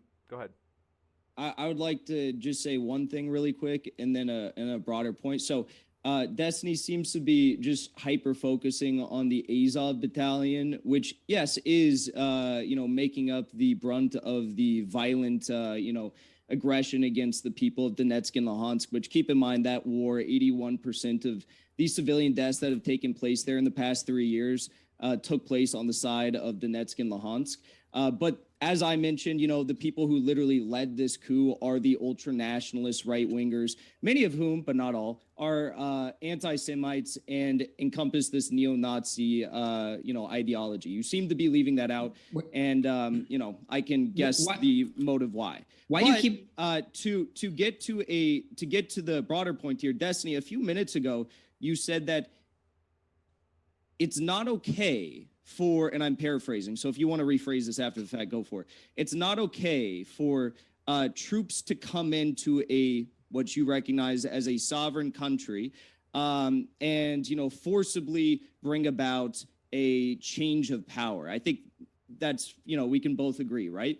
So why is it that time for some whataboutism? It's okay, I guess, for these far-right paramilitary groups that encompass this neo-Nazi ideology to hijack the Maidan protests, massacre people on February 20th when the protests were actually dying down and people were going home, and cause all of this violence to spiral out of control. And then when negotiations are going on between some of these neo-Nazis and the Yanukovych government to try and bring about pre-term elections to restore some order to the Ukrainian government with Yanukovych, the neo-Nazi factions, again, like Andrei Parubi, who was the leader, the commandant of the Euromaidan protests, he ordered upon his paramilitary individuals to continue blockading, to continue, holding their ground, so to speak, and holding their ground throughout the entirety of this protest meant raining down hellfire upon both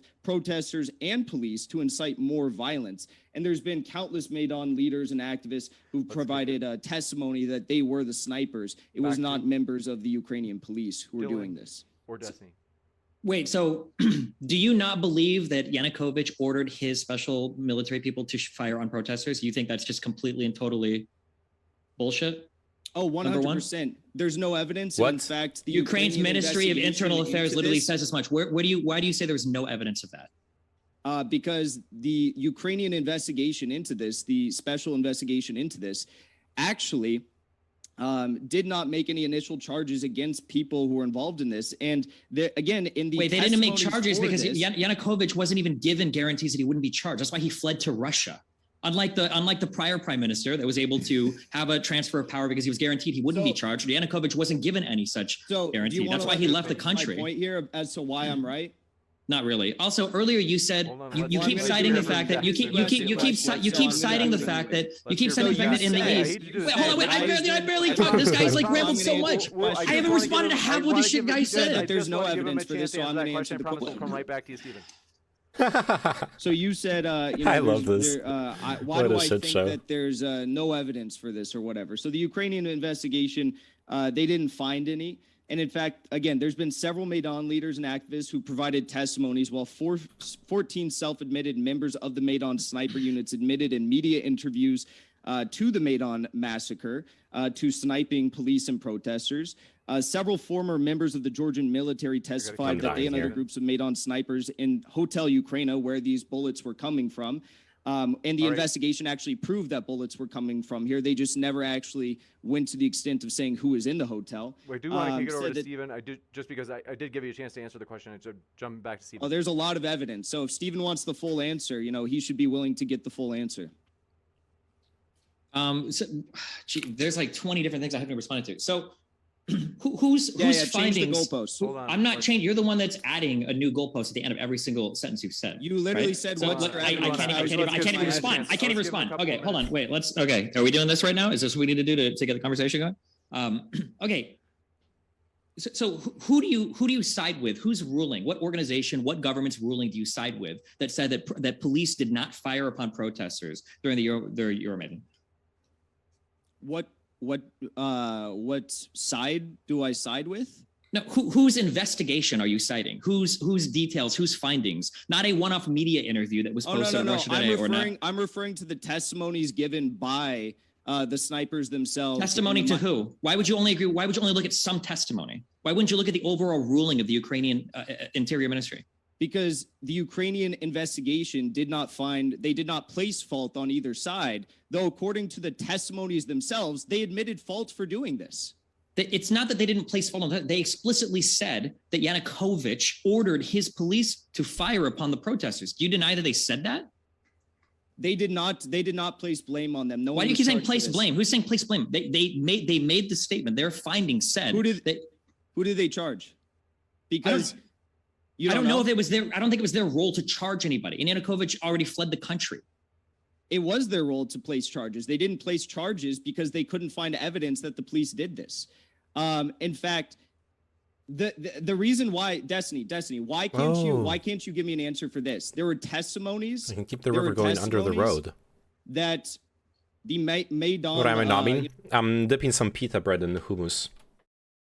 There you go. There's some hummus and there's some pita bread.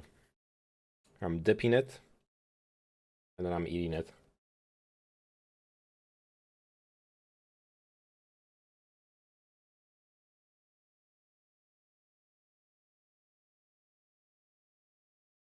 The Maidan organizers were the snipers who shot at police and protesters.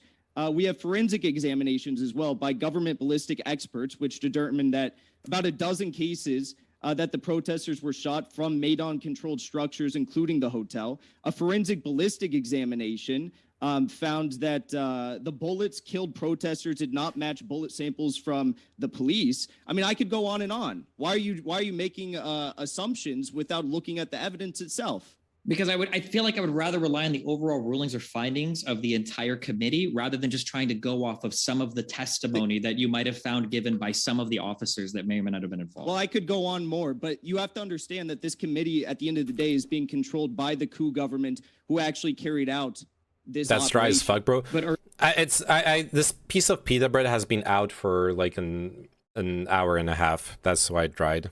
Because I've been watching this fuck really, conversation. You had no problems going by information that comes from the Russian State Department about stuff going on in Ukraine?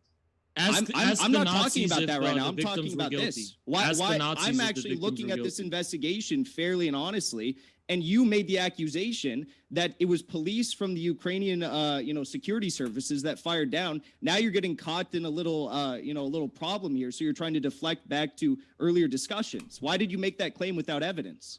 Why did Yanukovych flee the country? Was it when he wasn't given a guarantee that he'd be prosecuted? If he didn't it was a coup government that was going to fucking Trump shit up. It was a coup government that was led by the guy that he was going to make his prime minister anyway. Destiny, I just want to say one last thing on this point because clearly you're refusing to acknowledge the reality of the situation. Most people consider what took place on February 20th when 49 individuals were killed as the most controversial hours in any European conflict since the end of the Cold War. It was the precipice for this coup. It was what launched all of this conflict into action, so to speak. So the fact that it was a false flag attack led by the coup protesters themselves, the militia organizers themselves, to try and get Western backing and to try and incite more chaos in the streets when the protests were dying down is a very, very important chaos in the streets, sexiness in the sheets. Important note when you look at the broader context of all of this. I'm so sorry. After the coup that took place because of this, that is what sparks the increased aggression in the Donbass, and that is what also sparks the increased aggression against protesters in Odessa who are fighting back against the coup government. You have no evidence to support any of that, that there was Western backing to any of these people, that any of this was a false flag. Everything you're going off of is complete conjecture. The testimony of one or two, I've got testimony in the United States of Bigfoot and UFOs abducting people. The testimonies of one or two people doesn't prove any of the claims that you're making.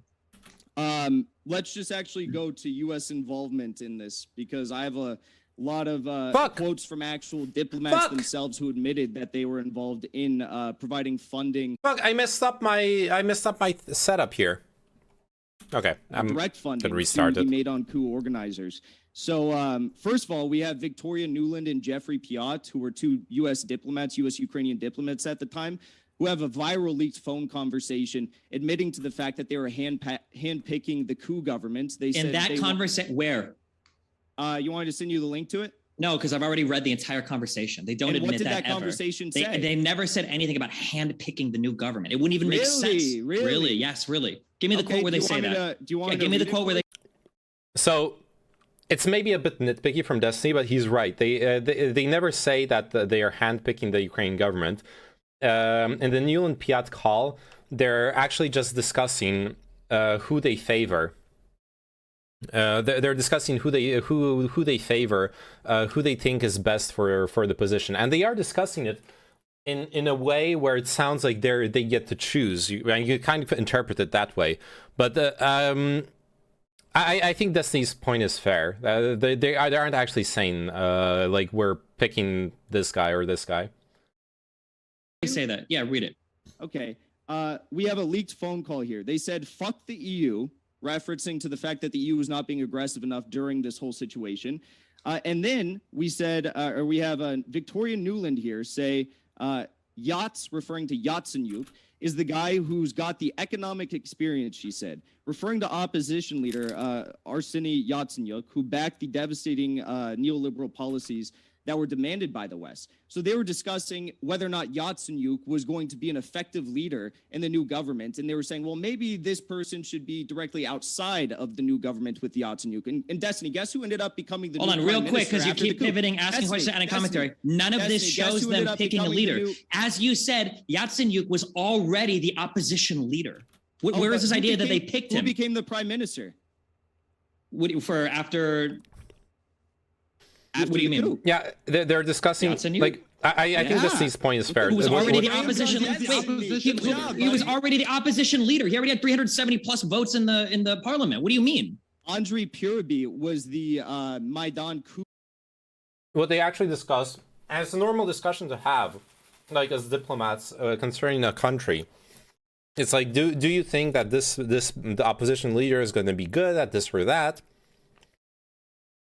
Like, if you think about it reasonably, it's actually kind of a normal conversation to have, honestly.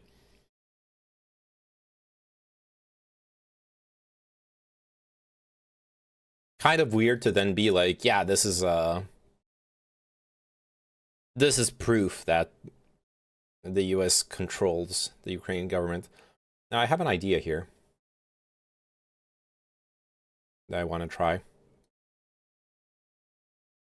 I'll try sending a river right by the camp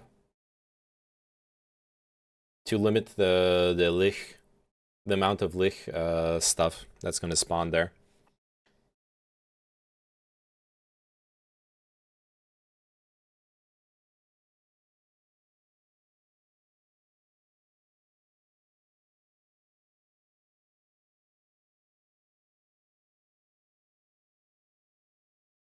Leader. He was the real opposition. No, wait. Where is the evidence that he was handpicked? How was he handpicked? Wait, what? Because he didn't have the backing in Parliament for it. He became the chair of Parliament. No. Why could he have not become the leader? No, you're pivoting. Where is the evidence that this guy was handpicked by the United States? That he was pushed by the United States? A conversation about this guy saying he would be good when he's already the opposition leader is not evidence of him being handpicked by the West. Well, there was multiple people in that conversation that they were going back and forth. Yeah, they're going back and forth discussing potential. Yeah, you have no evidence. This is everything you do. Just Destiny or sorry. How is that no evidence? Wait. If there's evidence in the phone call of two diplomats saying, "Man, this leader in this country would be so awesome," and yeah, that other one sucks. Do you think that's evidence of an assistment to? It just so happens, Destiny, that she admitted that the U.S. stoked this coup with $5 billion in previous years to lead these regime change operations. Wait, where did she admit that? Read that quote. $5 Read that quote billion. where she admit that. Oh, Okay, God. I will. Give me 1 second here. Can we all sit in out. silence All while he reads? Have Wait fun, for it. so. I want to hear that quote where she says, the United States sent $5 billion in aid to stoke this coup. Let me pull it up. And if he pulls it up, will you admit you're wrong? Yeah, if he has that quote, I would be interested in hearing that. We don't have to be silent. I'm sorry, Dylan. Go ahead. It turns out the Give me 1 second. He's not going to have that quote, by the way. $5 billion went. I would be interested in that too. Yeah, so the $5 billion, spoiler alert, pre-watched. The $5 billion thing is half true. Also, I would just like to say They that actually- there's tons of evidence of the Chechen government putting gays in concentration camps from multiple news outlets. Well, Testimony. that's not what we're debating today. The only thing. But the thing is, the you only thing disputed you'd it. have. So they actually did put in like the US put in like $5 billion of aid in Ukraine since the fall of the Soviet Union, basically. And those guys are going to argue that that $5 billion. It's like Mott and Bailey. Like right now, they just stated $5 billion of aid to $5 billion sent to destabilize the pro-Russian Ukrainian government. And then Destiny and Dylan are going to point out, well, wait, no, those $5 billion, they're actually they're actually being spent on other stuff. Like you need evidence that they're actually going to this, and it's a shit show.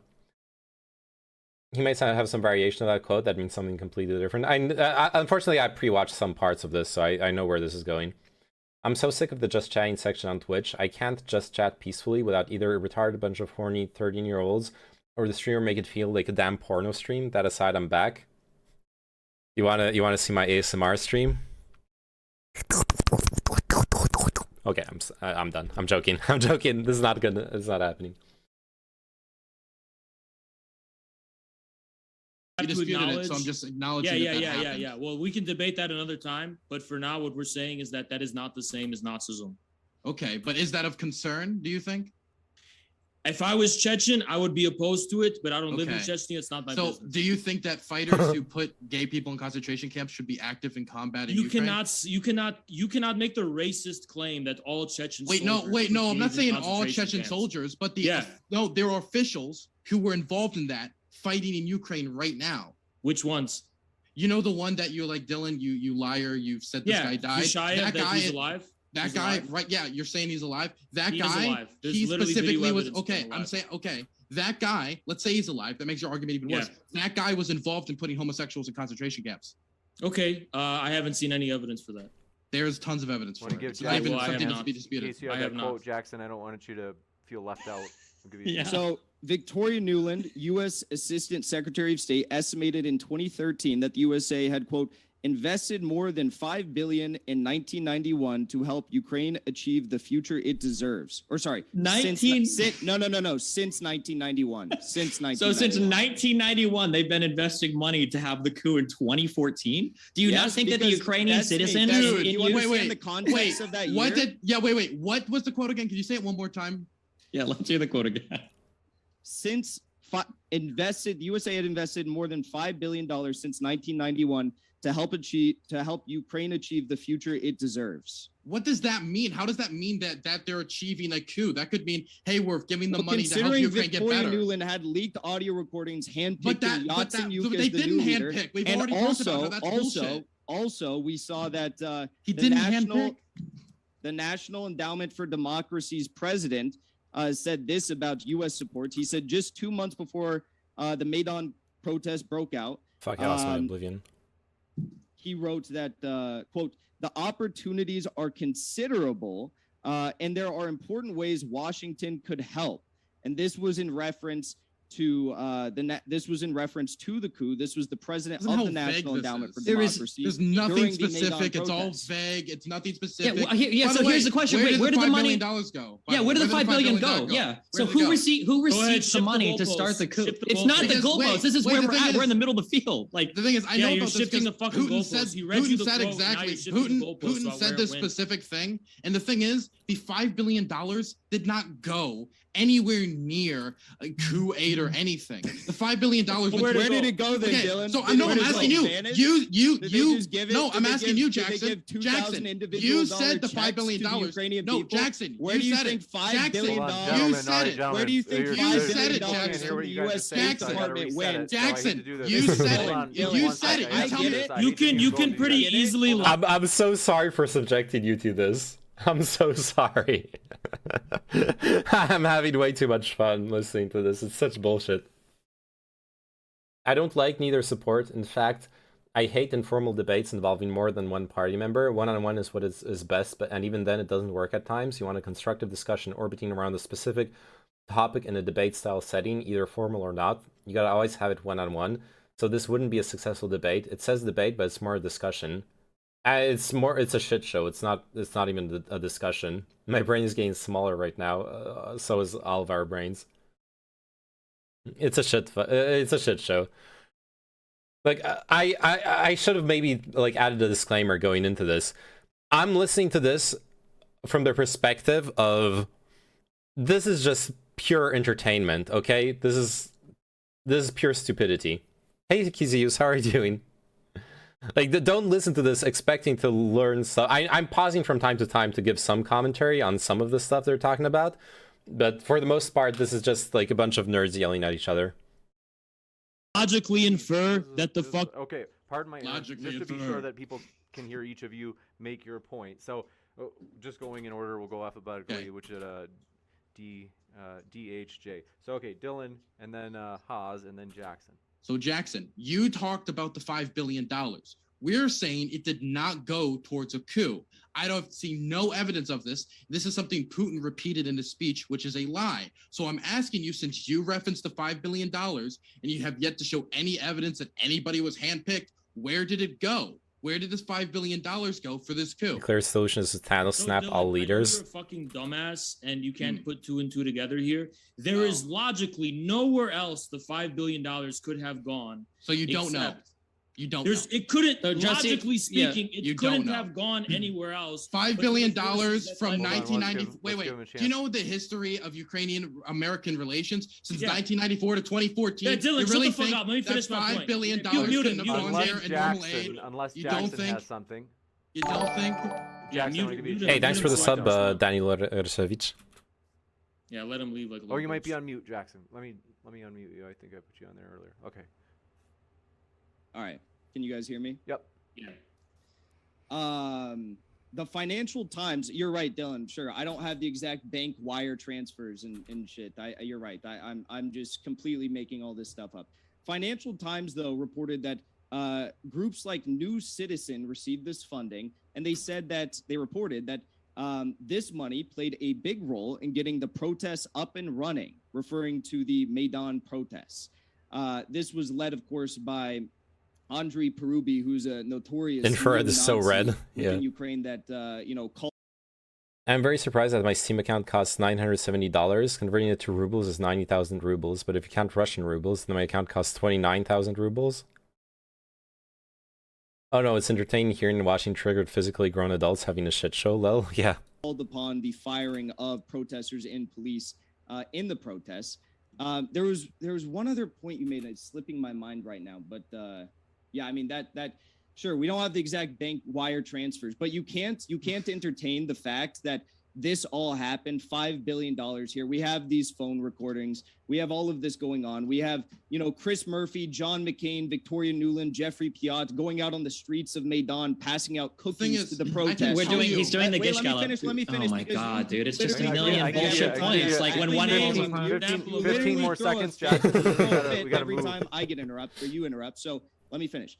You cannot entertain, or you have to entertain the fact, rather, that the fact that the funding began in 1991, 1 year directly after the effort upon NATO-aligned countries to bring Ukraine into NATO, that lines up perfectly with what the overarching mission at play here is of Victoria Nuland, to get the anti-NATO forces within Ukraine deposed from government, that's Yanukovych, and to get pro-NATO individuals in government to join NATO. Gotta move it over. Okay. So I gotta respond to that, because the thing is, it's also 1 year after the collapse of the Soviet Union and Ukraine went into economic ruin. And the $5 billion is something Putin stated as well. That's referencing to the entirety of US aid to Ukraine from that date to 2014. So you're telling me that the entirety of US aid to Ukraine was made up of just going to coup stuff when you have no evidence, no financial documents, no transactions, no direct evidence. The second guy from the right-hand side, under which the title Destiny, no. What's this guy called again? He's called Destiny. It's literally, hey, or Stephen Bonnell II, if you want to know his IRL name. Evidence of any sort, then any of that went towards resources towards a coup. It is reference to aid. He named it. No, he didn't. He named nothing. You left because you're a little bitch. You weren't here. No, he didn't. So where did it go? Where did it go? And what did the coup? You're a little bitch. Do that did the revolution? What did it do? Helped organize the protest. It was a What group the that five? helped So the organize $5 billion went to what? What? So I'm saying that Financial Times reported again. You're right. I have the wrong exact deck for wire this transfers. I'm not character. in these people's bank accounts. I'm just saying it's a little bit suspicious that we have Victoria Nuland saying that we have $5 billion going to Ukraine since 1991. Victoria Nuland's office happens to be the same office in which the National Endowment for Democracy is located. They share an office in Ukraine. We have Financial Times reporting that New Citizen received some of this money. Sure, probably, definitely not all $5 billion of it. And it just so happens that these protests, which were Western-backed, and we know, according to this phone call, they were at least sympathetic to the, leader Yatsenyuk, who became the prime minister directly after the protests. This stuff all lines up, and it just so happens. Hold on, I gotta respond. Okay, so we haven't established a single fact. We literally haven't established a single fact. We haven't established a single fact. So we've established so many. Okay, so all we've seen. I have the fact right here. All we've seen is that since Oh God. In 1992, I'm in after pain. the dissolution of the Soviet Union, the United States and Ukraine signed a bilateral deal where the United States would send aid to Ukraine to help them for a variety of things. They identified 3 strategic objectives. It was to create a broad-based market economy, to help build a participatory democratic political system, and to assist in social sector reforms to ease the difficulties of transition. That's where the money went towards. The governments themselves were the ones that were organizing and receiving the aid. The idea that you're trying to pretend that this $5 billion that's been allocated since 1992 somehow went through black market channels. If it did, then we wouldn't be talking about the $5 billion that the United States said that it sent. This would be black money or dark money that's going through other channels that you wouldn't have any idea about. Or rather, it would have been established by like a WikiLeaks leak or something like that. The idea that official U.S. aid that was agreed upon by the Ukrainian government, that it was going to end up in the Ukrainian government, and then somehow the leaders in the Ukrainian government decided to allow that aid that they as a government agreed to accept to be funneled to groups that would eventually form a coup is ridiculous. A lot of this aid was far-reaching. It wouldn't surprise me if you could identify 1 or 2 groups that were involved in protests or coups that received this aid. Yanukovych probably had a lot of personal friends and probably people in the government that received that aid as well. The idea that that aid was used to back some sort of coup because you have a recording with 2 U.S. diplomats talking about a preference in leadership in a relatively volatile country, I don't understand why you think you can link these 2 things together. I can tell you right now that the United States sends so much aid all across the world, I could probably find aid going to every single fucking country that's ever had a revolution, that's ever had a coup, that's ever had any sort of political turmoil, and find 2 U.S. diplomats talking, expressing it. Can I finish one statement? I gotta finish. I totally don't know how we could link. Well, gee, I gotta finish a single. I have to finish a single statement. I have to finish a single statement. So finally, we can wrap this whole thing up right now.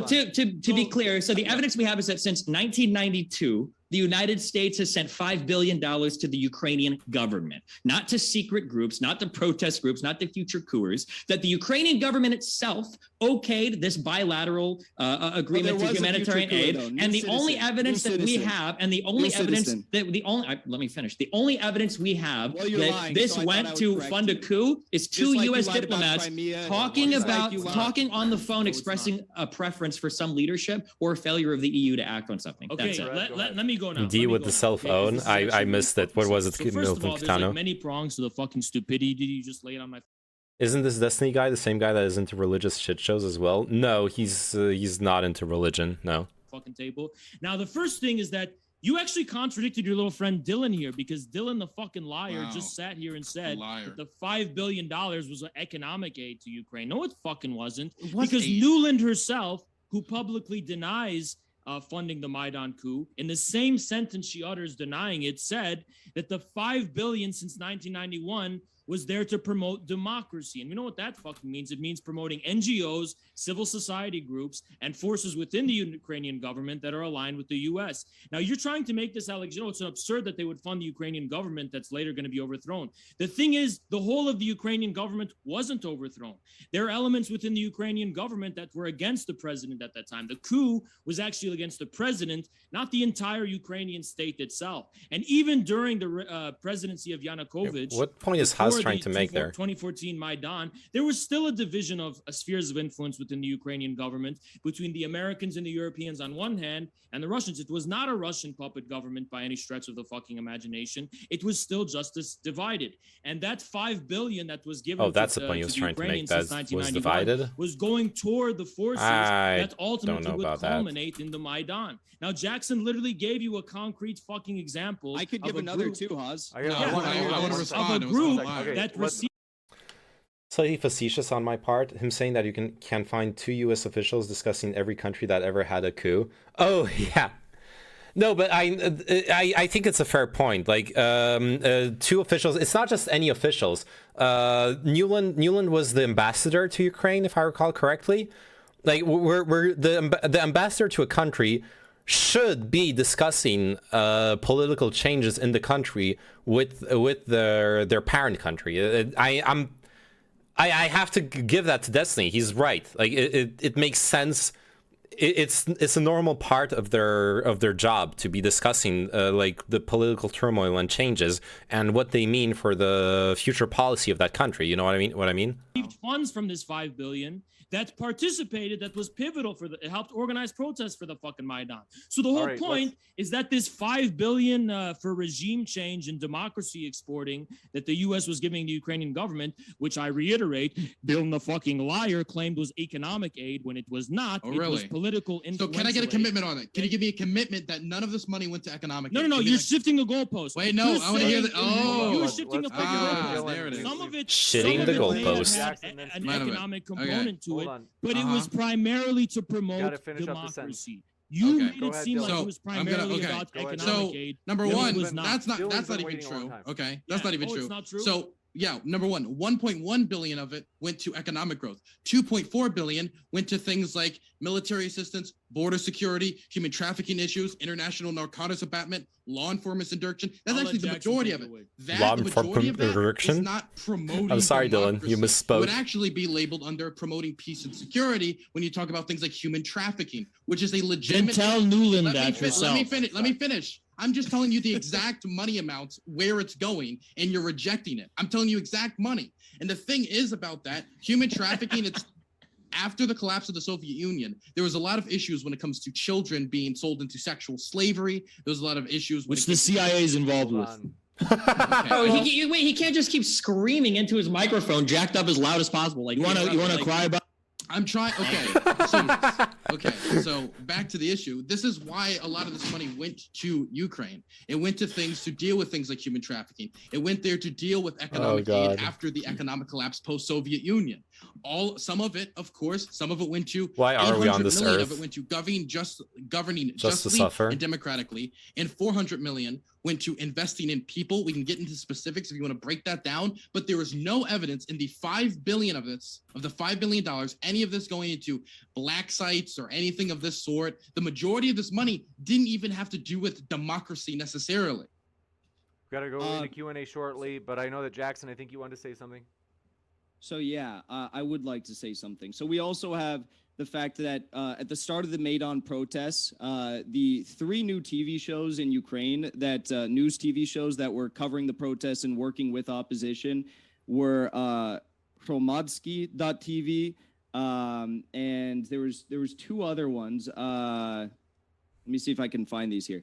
But while I find these, I also want to note that these 3 TV stations received funding from the Dutch and U.S. embassies, as well as the Renaissance Foundation, which was funded by George Soros. The other 2 were Spilno.tv and Eknepeco TV. I don't know how to pronounce that. And George Soros, during the coup, the Maidan coup himself, admitted, quote, "I set up a foundation in Ukraine before Ukraine became independent of Russia, and the foundation has been functioning ever since, and it played an important part in the Maidan events right now." And then the third point, because again, you've alleged that I can't provide evidence for this, I've also provided the New Citizen organization, which was involved in the coup. We also have Yevhen Karas, who is the leader of Ukraine's neo-Nazi terror gang, C-14, which again helped lead the coup. He was the guy who said that if it were not for the 2% of neo-Nazis that were active within the Maidan protests, it would have been 90% less effective and successful. He said, quote, "We are now being given money, so much weapons, not because, as some say, the West is helping us, not because they want the best for us, but because we perform the tasks by the West, because we are the only ones who are ready to do, because we're the only ones who are ready to do them, because we have fun killing, and we have fun fighting." And they wow. Let's see what's going to happen. That's what they said. Okay, can I do a thing, because we're going into Q&A soon? Let's actually say, if Dylan will allow me, let's actually grant all of this. Let's say that there was a coup. Let's say that there was some revolution for some reason. Future leadership is still maintaining a lot of popularity throughout most of Ukraine. Let's say that all of that happened. Okay, but it was a coup, it was illegal, all that shit. What right does that give Russia to invade Ukraine? Oh, that's very simple. We should have gotten that for the start. So we talked about the balance of security architecture within Europe, which Ukraine was planning on upsetting with its plans to fucking join NATO. But that alone, you're right, doesn't justify an invasion, which is why Russia kept trying to negotiate with its Western partners for some 8-9 years about this issue, leading to fucking nowhere, to the point where they finally tried to negotiate with Ukraine also about the issue of the Donbass to settle a peace. And Ukraine signed the Minsk agreement to have a ceasefire in the Donbass. As recent as January of 2022, Ukraine made it very clear that it had no intention to implement the Minsk agreement, which said that they would lead to the destruction of our country, and we had to sign it at gunpoint by Russia. Now, finally, Ukraine's continued attacks against the people of the Donbass, what amounts to basically a genocide, the constant shelling of civilian infrastructure, and the daily terrorism experienced by the people of the Donbass by Ukraine's armed forces in the Azov battalion. Russia decided to step in finally and recognize the republics.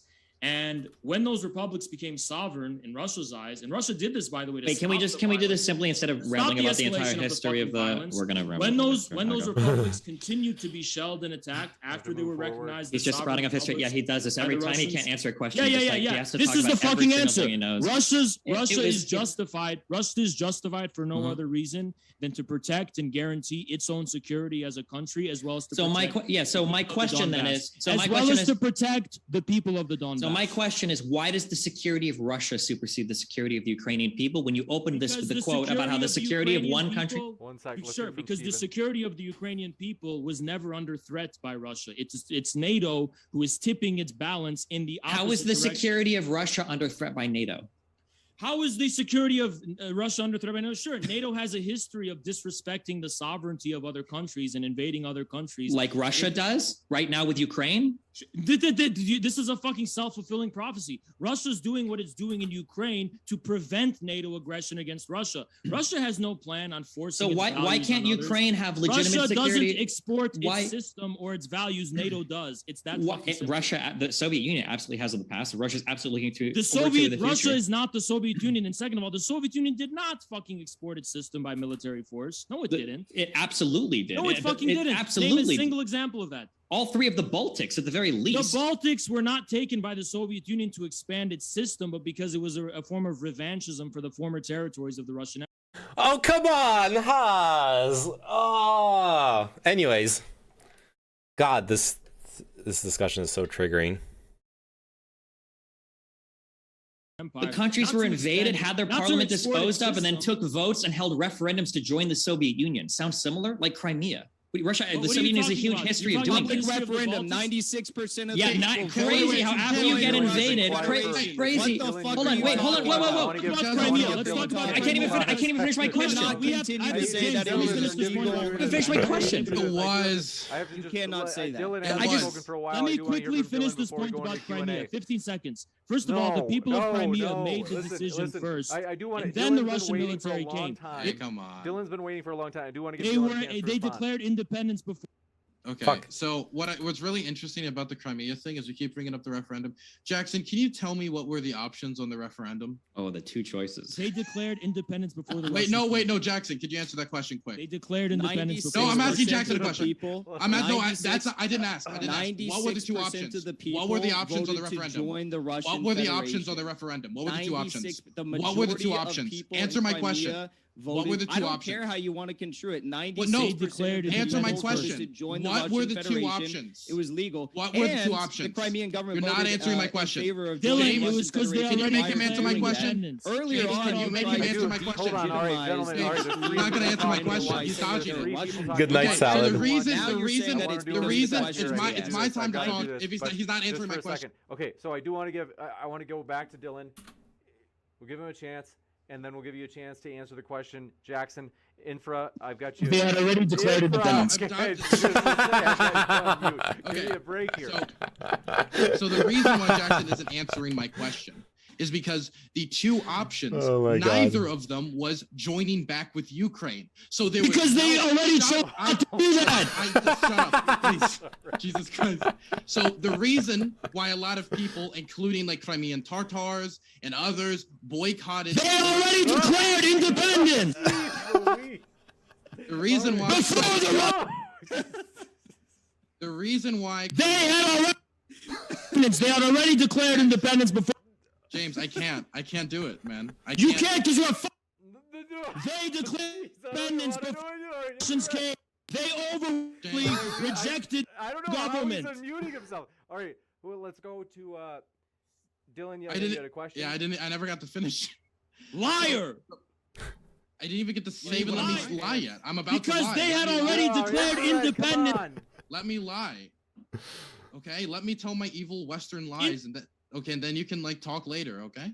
So my evil Western lie is that neither of the options on the referendum was to join Ukraine. Oh, it God. was A, join Russia formally, or B, be an independent state heavily influenced by the Russian government. Is that what it Those said, were the Dylan? two. Is that that's exactly not what it That's said? not the exact words. It was a lot. You're Okay. fucking James, such a let me get this bullshit. point in. I'll stop interrupting. Jackson, I never. James, if I can't talk, I can't talk. I can't debate if I bullshitted can't. about the snipers. James, I You're can't debate bullshitting if I about can't even Crimea. talk. I This can't. entire I All right, can't. what I was, can't. okay, hold on. What was the question that you had, Dylan? That we do have to go. I into didn't even Q&A. have a question anymore. I'm just trying to say something, and they won't let Just me. let me because get what I'm saying is one point in uncomfortable for them. 15 seconds. No, I don't Because care. you made I don't shit care. up. Dylan, I'm is not that really- making- I Give me think to be 15 fair to Dylan- seconds. hold on Give one me second, 15 Dylan. seconds. Is that You to be couldn't fair answer to the Dylan? question. He had waited a long time.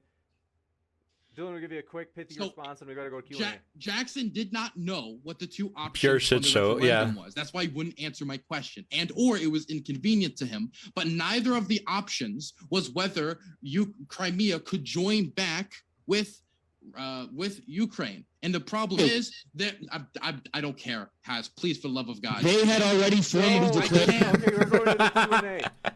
Wait, No, James, let me get this last point in. I've been trying to get it in. I never got to Okay? finish. Let me get one last. No, 10 you've been seconds. constantly Just give me unmuted. You've been seconds, 10 seconds. constantly difficult. Give me 10 seconds. No, I don't- just find a way to fit it into one of these questions. This one coming in from Ozzy and Talk says, Putin destroyed Russia, and there is no way back from them without Putin stepping down and Russia apologizing.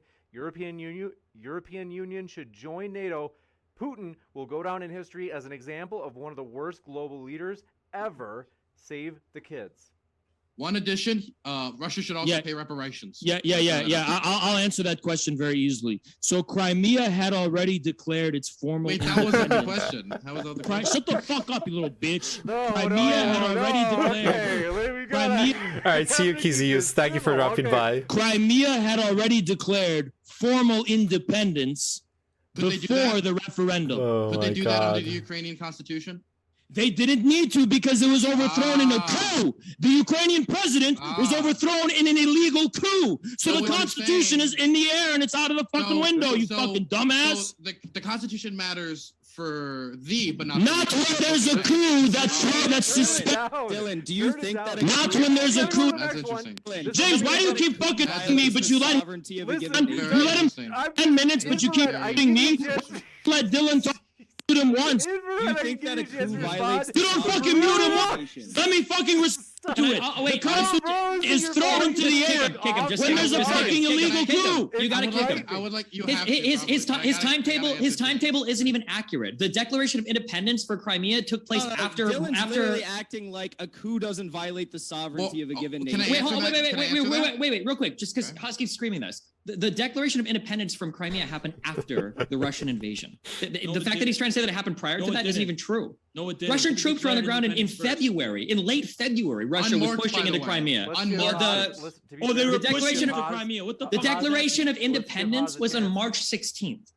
What does it mean pushing into Crimea? This is funny. I can't tell. Yeah, this is hilarious. Russian troops it's sad, through but the it's area hilarious. with little resistance and took over the entire fucking peninsula. I wonder why there was little resistance, because they had already expressed and declared their intention to be fucking independent. Even if they had, sections of your country cannot just vote themselves to join another country that has military bases in that peninsula aggressively positioned to go and invade you. It doesn't work that way. That's not how sovereignty works. Can I vote to join another debate?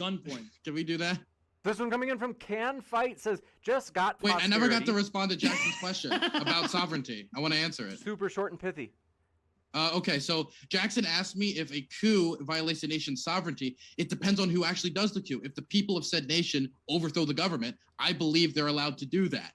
And so that's what they did in that instance, because the Yanukovych regime was morally corrupt and worked against the interests of the people. Sorry, there you go. Let's jump in. There was no votes for the coup, Dylan. Can Fight That's says not how coups work. The majority of they had an people. election. They had an election. There wasn't even a majority that wanted to join the EU. Not even at the time a majority. I think we need another mute here. This guy has such potential to be top class extremist.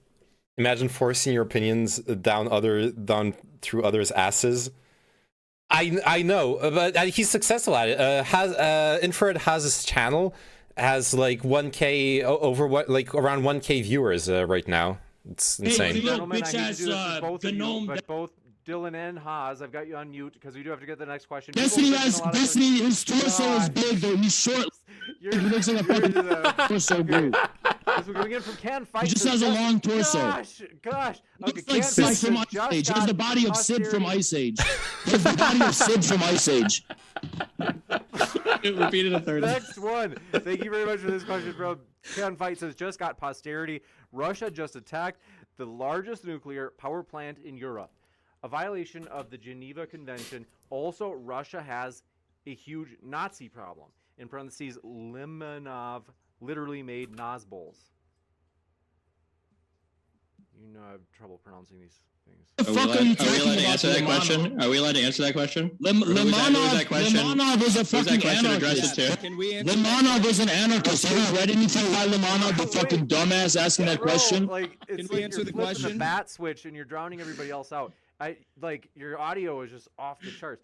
I'll give you a chance to respond, Infra and Jackson, but it's just your audio. Why is it that I feel like we should be condemning crimes against humanity and war crimes on both sides of this. That's why I support the International Criminal Court investigation into war crimes that have taken place here since 2013, which the media seems to be leaving out of the announcement of this ICC investigation and the preliminary examination into war crimes and crimes against humanity here. But the thing is, if you're going to talk about war crimes and crimes against humanity and civilian casualties taking place right now in Ukraine, then you better be talking about them taking place in Donetsk and Luhansk still today, and the ones that have taken place there overwhelmingly in this conflict that has been waged asymmetrically by Ukraine, by the Azov Battalion in particular in eastern Ukraine, since 2014.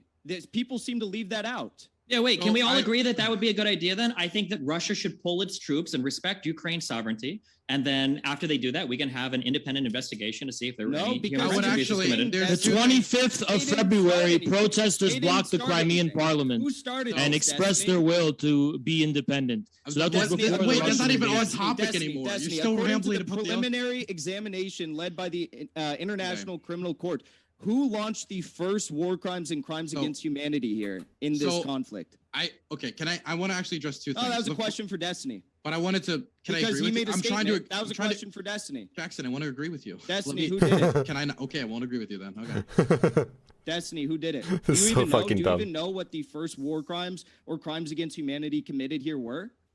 We should let independent organizations You go in fucking and dumbass. You investigate. don't even- We should let that. Nothing that you're saying Jackson, you justifies a didn't know Russian the Crimean invasion. option. It's so easy. It's so easy. It's so Stick easy. to whatever fucking Minecraft It's so, bullshit it's you so spend hours easy. playing It's every so single easy. day. Yeah, go quote random U.S. diplomats that you saw Minecraft. on an RT post about how that proves that there was like I'm Western quoting involvement the in a coup. International Criminal Court investigation into war crimes, which you claim to care about, but Okay. only What when does they- what does every single international court Only say when they're about taking what does out every Please. what does every single international court say about Russia's annexation of Crimea?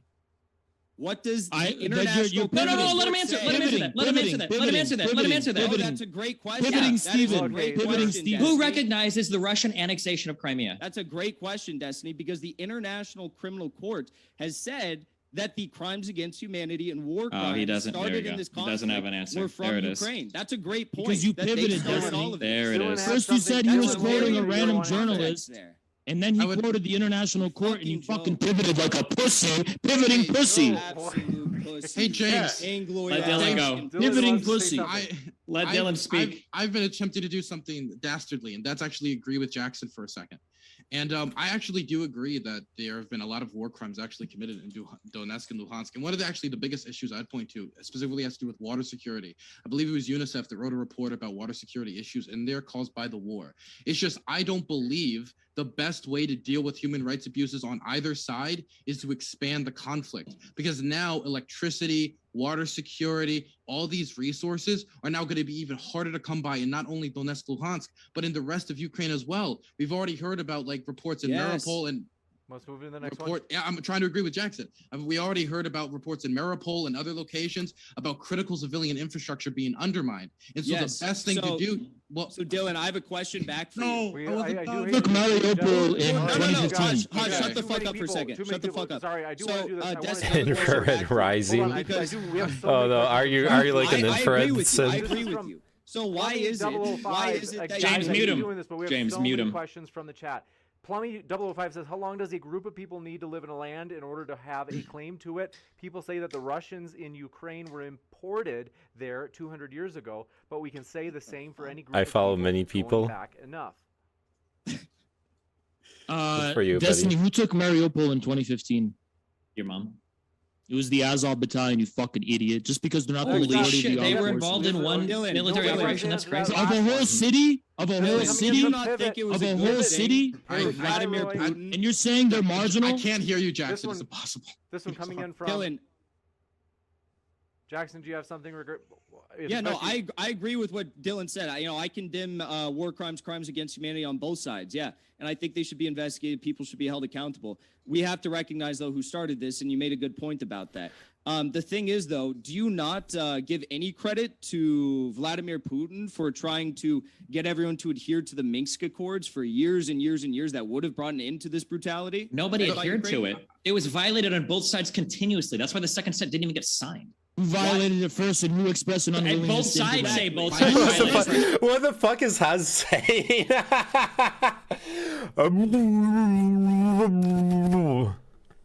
I can't even understand at this point what he's saying. Yes, Destiny is a pussy. Oh, come on. Okay, so you apparently like enjoy Haz content. Why the fuck is Haz going into this weirdo like insult type masculinist talking? I don't know. I don't get it. He's like the toxic masculinity paragon of tankyism. I guess it's cool like toxic masculinity is no longer only belongs to the right. Thanks to Haas, it also exists in the tanky side of politics. I think Jackson did better. Jackson was actually trying to have a proper conversation, yeah. Like, at this point, the only two people trying to have a conversation are Jackson and Dylan, like an actual debate. And like, Destiny and Haas are literally just memeing. And sorry, but Haas is the one who started, like, really shitting on the conversation. Like, literally 15 minutes in, he starts shitting on the very format of the debate. He starts cutting people off and yelling in the mic and everything.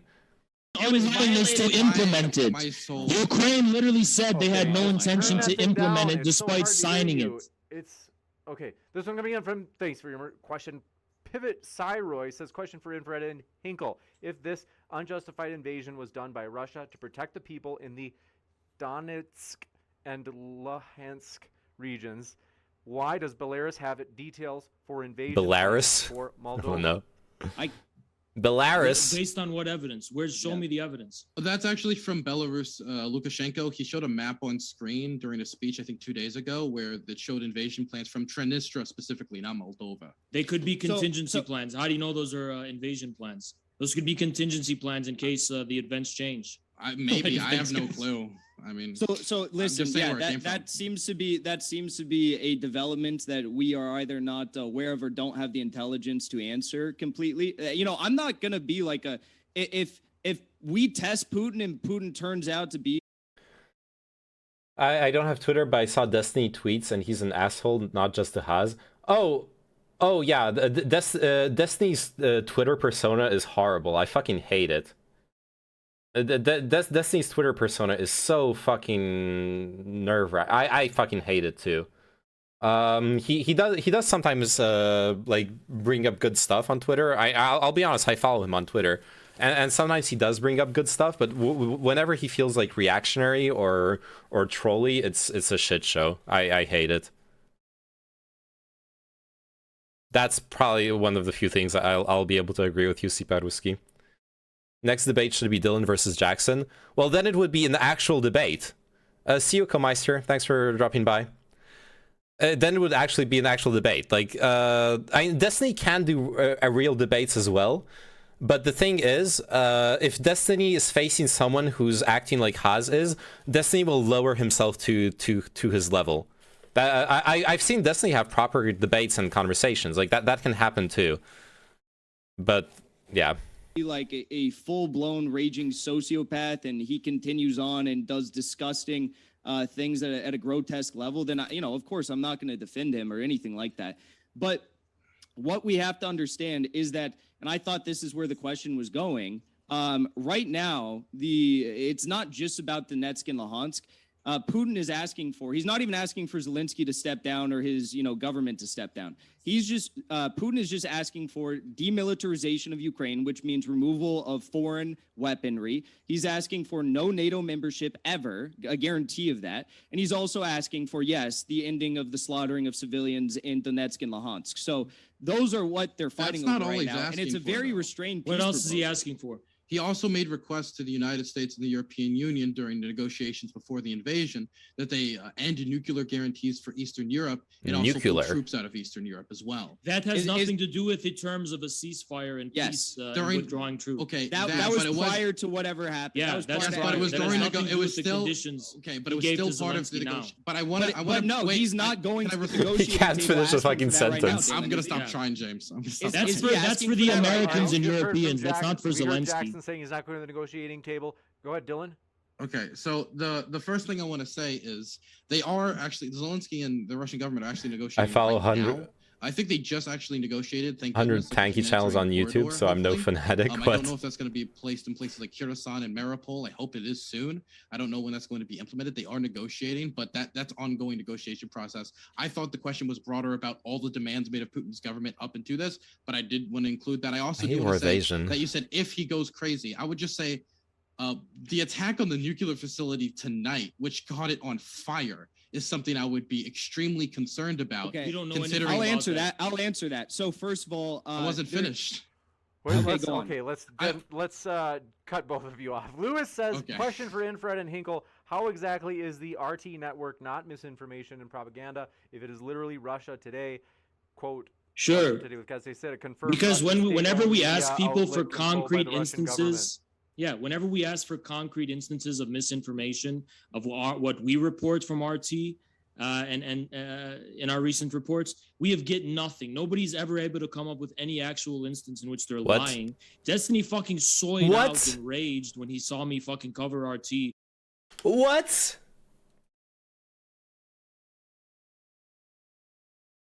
There's not a single case of RT peddling disinformation? Come on. Removal of foreign weapons, LeMayo, that's what he thinks the demilitarization means. It was literal disarmament of Ukraine's military, yeah.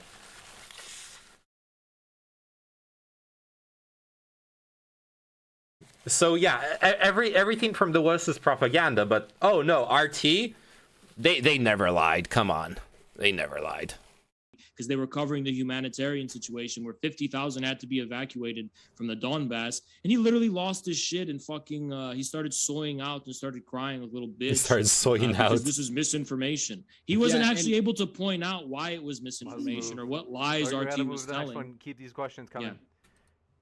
Wait, can I ask you a question about that? Did Russia ever pull troops from eastern Ukraine in accordance with the first Minsk agreement that you guys said that they were a party to? What are you talking about? Why, Destiny? Why should they adhere to any of the Minsk agreement if Ukraine is already coming out and saying so Ukraine never adhered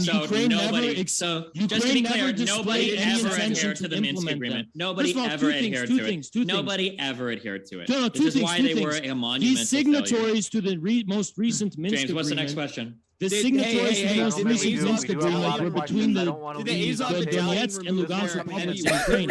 Russia wasn't even part of them. Second of all, as far as the Minsk agreements, the Ukrainian government has never displayed a willingness to implement them. Okay, turn that down. Okay, there's video evidence of you being shorter than me. Do you know?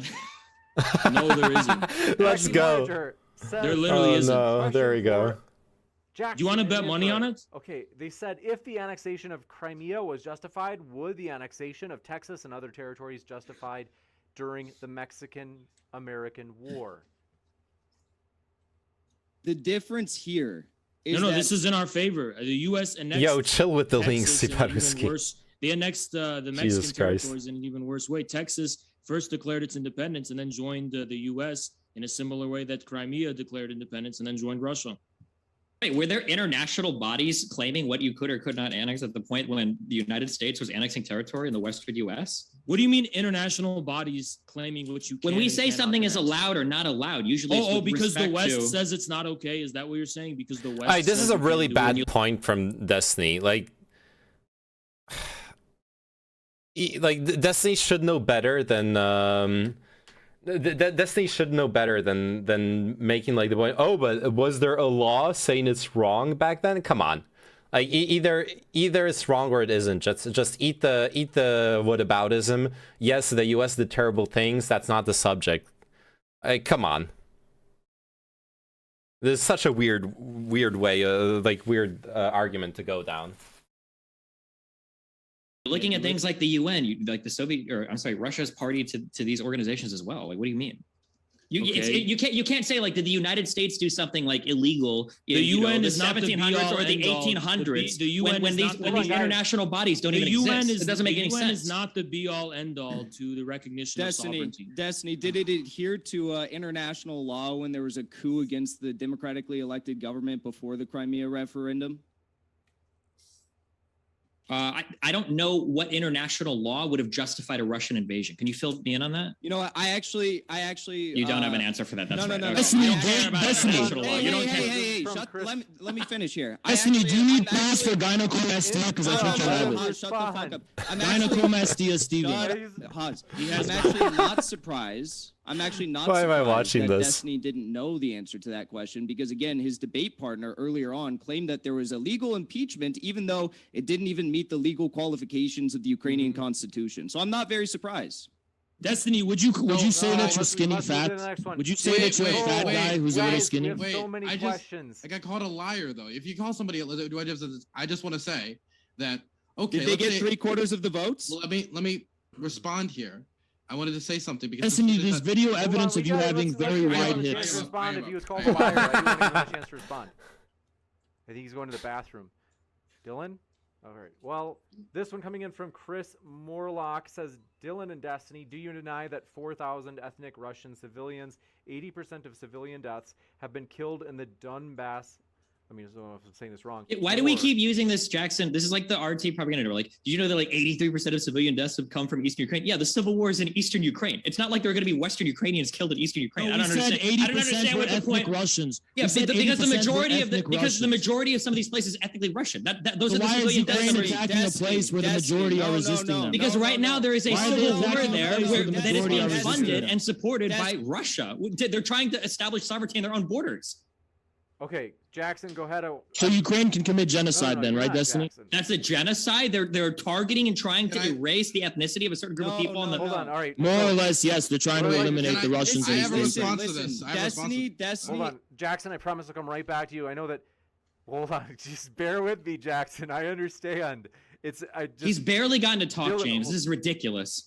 All right, hold on. I promise, Jackson, we'll come back to you. But Dylan, I know that you said you wanted to address someone called you a liar. I wanted to. This is more important to me, actually. I would say I'm a dirty liar. But Secretary General, I want to specifically, the Secretary General of the United Nations actually commented on the accusations of genocide by the republics of Donetsk and Luhansk, and they said that there's no grounding to them. Sorry, can you repeat that? And the UN is the be-all, end-all for. I'm not saying it's the be-all. No, Russia should be the be-all, end-all. Can you repeat that, Dylan? The Secretary General of the United Nations said that there is not a genocide in the Donbass. Okay, well, first of all, former Prime Minister of Portugal.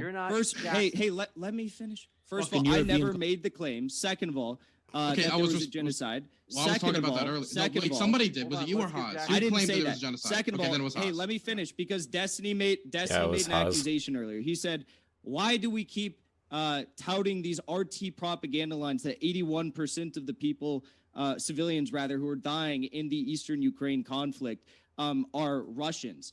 That or ethnic Russians, whatever you said. That's not what I said. I said that 81% of the civilians are dying in rebel-held territory, and that's not from RT. That's what the United Nations said. So apparently you now are confused between RT and the United Nations official sources.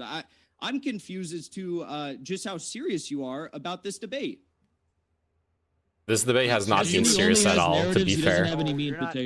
But yes, I have to grant a point to Jackson here too. Like that whole argument was weird. Just eat the fact. Yeah, it's horrible that people have been dying in Eastern Ukraine.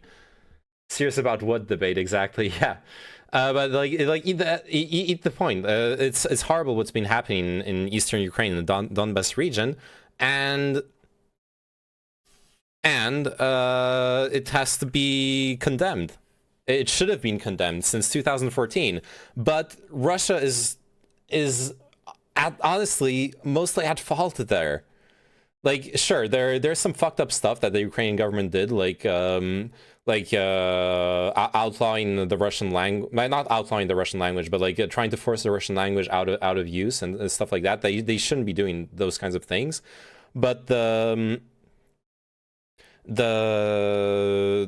funding separatist groups to like force a war in Eastern Ukraine. The blood is just as much on Russia's hands as it is on Ukrainians' hands. Go ahead, Steven. Wait, I'm sorry. The Leningrad leprechaun just threw me off. Can you repeat your question to me? Destiny, you want to start talking about body types? You have the most grotesque. Okay, my question to you: disgusting, skinny. That's Sid from Ice Age. Destiny, my question to you was Destiny, consider. Just fucking mute him for a second. Why did you call it RT propaganda when these are United Nations figures? A, and B, why did you say that everyone here is ethnically Russian when you're in the Donbass. When I said I these died. are people who are dying in Fuck. rebel-held territories, which is distinct from the opposite side of Donbass the fighters gray were zone. not Russian funded, though. Wait, what no, was the first come thing on. said by you? Beta male Bono, it looks like Sid from Yeah, yes, they were Russia funded. They were Russia supported. They got literally exactly the same that's happening right now with Ukrainian fighters, where we're sending them weapons. Was what was happening with Donbass separatists from Russia. They're literally being equipped by Russia directly. Come on. this age. That's he has Stop. he's got gyno. He literally has gyno. No, all right. Jackson said something. Go ahead, Jackson. The Soviet shorty over here is just destroying. No, Siparuski, I'm calling them separatists. I'm not calling them Russian fighters. I'm calling them separatists. I'm acknowledging that they wanted independence, not to join Russia at first. But they were being supported, funded, and armed by Russia. So the situation of war in eastern Ukraine would not have happened if Russia had not been destabilizing the region in the first place. Russia has been actively destabilizing the region. Russia is just as much at fault as the U.S. is at fault when it funds separatists or militants in other countries. It's literally the same situation. The 2014 coup was not a Nazi coup. The fact that there were Nazis in the protests does not make it a Nazi coup. It was a pro-European coup. The USA did not destabilize it. The Ukrainian people wanted to get closer to the European Union, and because the pro-Russian government blocked the democratic will of the people, they did not. They rose up against the government. My ability to hear anything. Beta male Bono, who is literally fucking built like fucking Sid from Ice Age, just a long torso, who isn't. Okay, good. Let's go to Jackson. He's talking about other. No. He's talking about other We're gonna people's jump into opinions. the next question. Beta male Bono, you look like an overgrown with a beard. Says Dylan and Destiny. We got that. I couldn't even hear it. The Russian runt was screaming so much I couldn't even fucking respond to his question. Was there a claim that the UN has said that there is an ongoing genocide in Donbass? Is that No, you fucking they said the dipshit. opposite. You said it was RT propaganda that 81% of the people died on rebel. No, I didn't rebel say that the land. claim itself is propaganda. I'm just saying that repeating You that, did. like You it's said it was RT propaganda talking Let me. points. I can That's tell a you. claim Yes, from the United talking Nations points. data. Talking points. What I'm saying that's is what that you said. What- Yeah, We'll Do That's you want me. me to tell you what I said, or are you just going to keep screaming? I can't like wait you're to like make you're a friend of video yours, making right? fun of The- you the- for this The dumb question shit you is fucking why said. we shouldn't be You surprised to see fucking that the dumbass. majority of people dying in a Russian ethnic majority area are going to be ethnically Russian. That's not surprising. No, Listen, that's people- not what I people said. fight for- That's not Huz. That's not what I said. I said they're dying in rebel-held territory. The 81% are. Not that they're all ethnically Russian. What I is the didn't make percentage that of claim. ethnically Russian Double people in the V rebel Destiny. held area? Double V Destiny. Why don't All right. Hey, Moscow Munchin, Destiny, quiet. Can you answer Hey, that double question? Destiny. Destiny, double- Can you- Recognize that there are two warring factions. There's a rebel-held territory. Adding and these then two there people to my are the waterboard list. Ukrainian military and volunteer militaries warring on the other side. What I'm saying and what the United Nations is saying is that 81.4% of the civilians killed over the last 3 years, we don't have all the numbers, but over the last 3 years, died in rebel-held territory. Go ahead, Destiny. And what bitch tits Bono doesn't understand is that people are their sovereignty I want to hear his to answer. defend I want to hear his answer. just like a man his wife and make sure I wife I can't. other The men, tiny you know? tanky is too much for me. I just can't hear anything. yeah, wanna hear yeah. his Bitch answer. tits Bono doesn't All and right, that let's people jump want to into the defend next their one. This is coming land in from just like a man Dank wants to Prole. defend We his have to wife jump into from the not next one. Let's talk about Steven's body later. Dank Prole says, does Haas think we don't realize that whenever he is getting owned on a... Good input from Haas, yeah.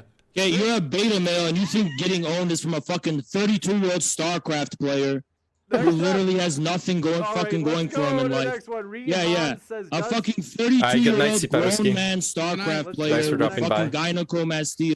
Okay, this one from Rihan says, does yelling at Max... Literally built like an 11-year-old child. Hold on, Haas, come on. Hold on to that comment. This one coming in from Irvin says, yeah, that's right. Irvin Lockman says, Russia has the worst human trafficking problem of any country on earth. Are Haas and Jackson pro-child sex trafficking? Uh-oh. Are Destiny and Dylan Burns lowering the age of consent to 16? Because As Destiny's friend, Mr. Girl, Destiny has a pedophile community. All right, let's go to the next one. He defends the pedophile This one, girl with art. Romero fucking, Jackson, he wants to deep. believe in chemical He wants to Have you seen Haas editing Destiny's wiki? No. Pedo DGG. No. Go ahead. Literal Jackson, pedo you were fuck. able to heard that. Nobody heard I it. didn't hear that. Nobody heard it. They It's said, impossible. Jackson, do you believe in chemical weapons designed to only target people with quote-unquote Russian genes? Really? That's what they say. When did I That's say that? completely irrelevant and immaterial to the debate here because Okay, even if so Jackson I says don't he think they didn't say even that. said you said Jackson it. They're never- just asking. They're just asking. Jackson He's just never asking made- them the question. A note from the Gravel Institute, this video is about American funding for the Azov Battalion. It explicitly condemns Russian propaganda that Ukraine is a neo-Nazi country.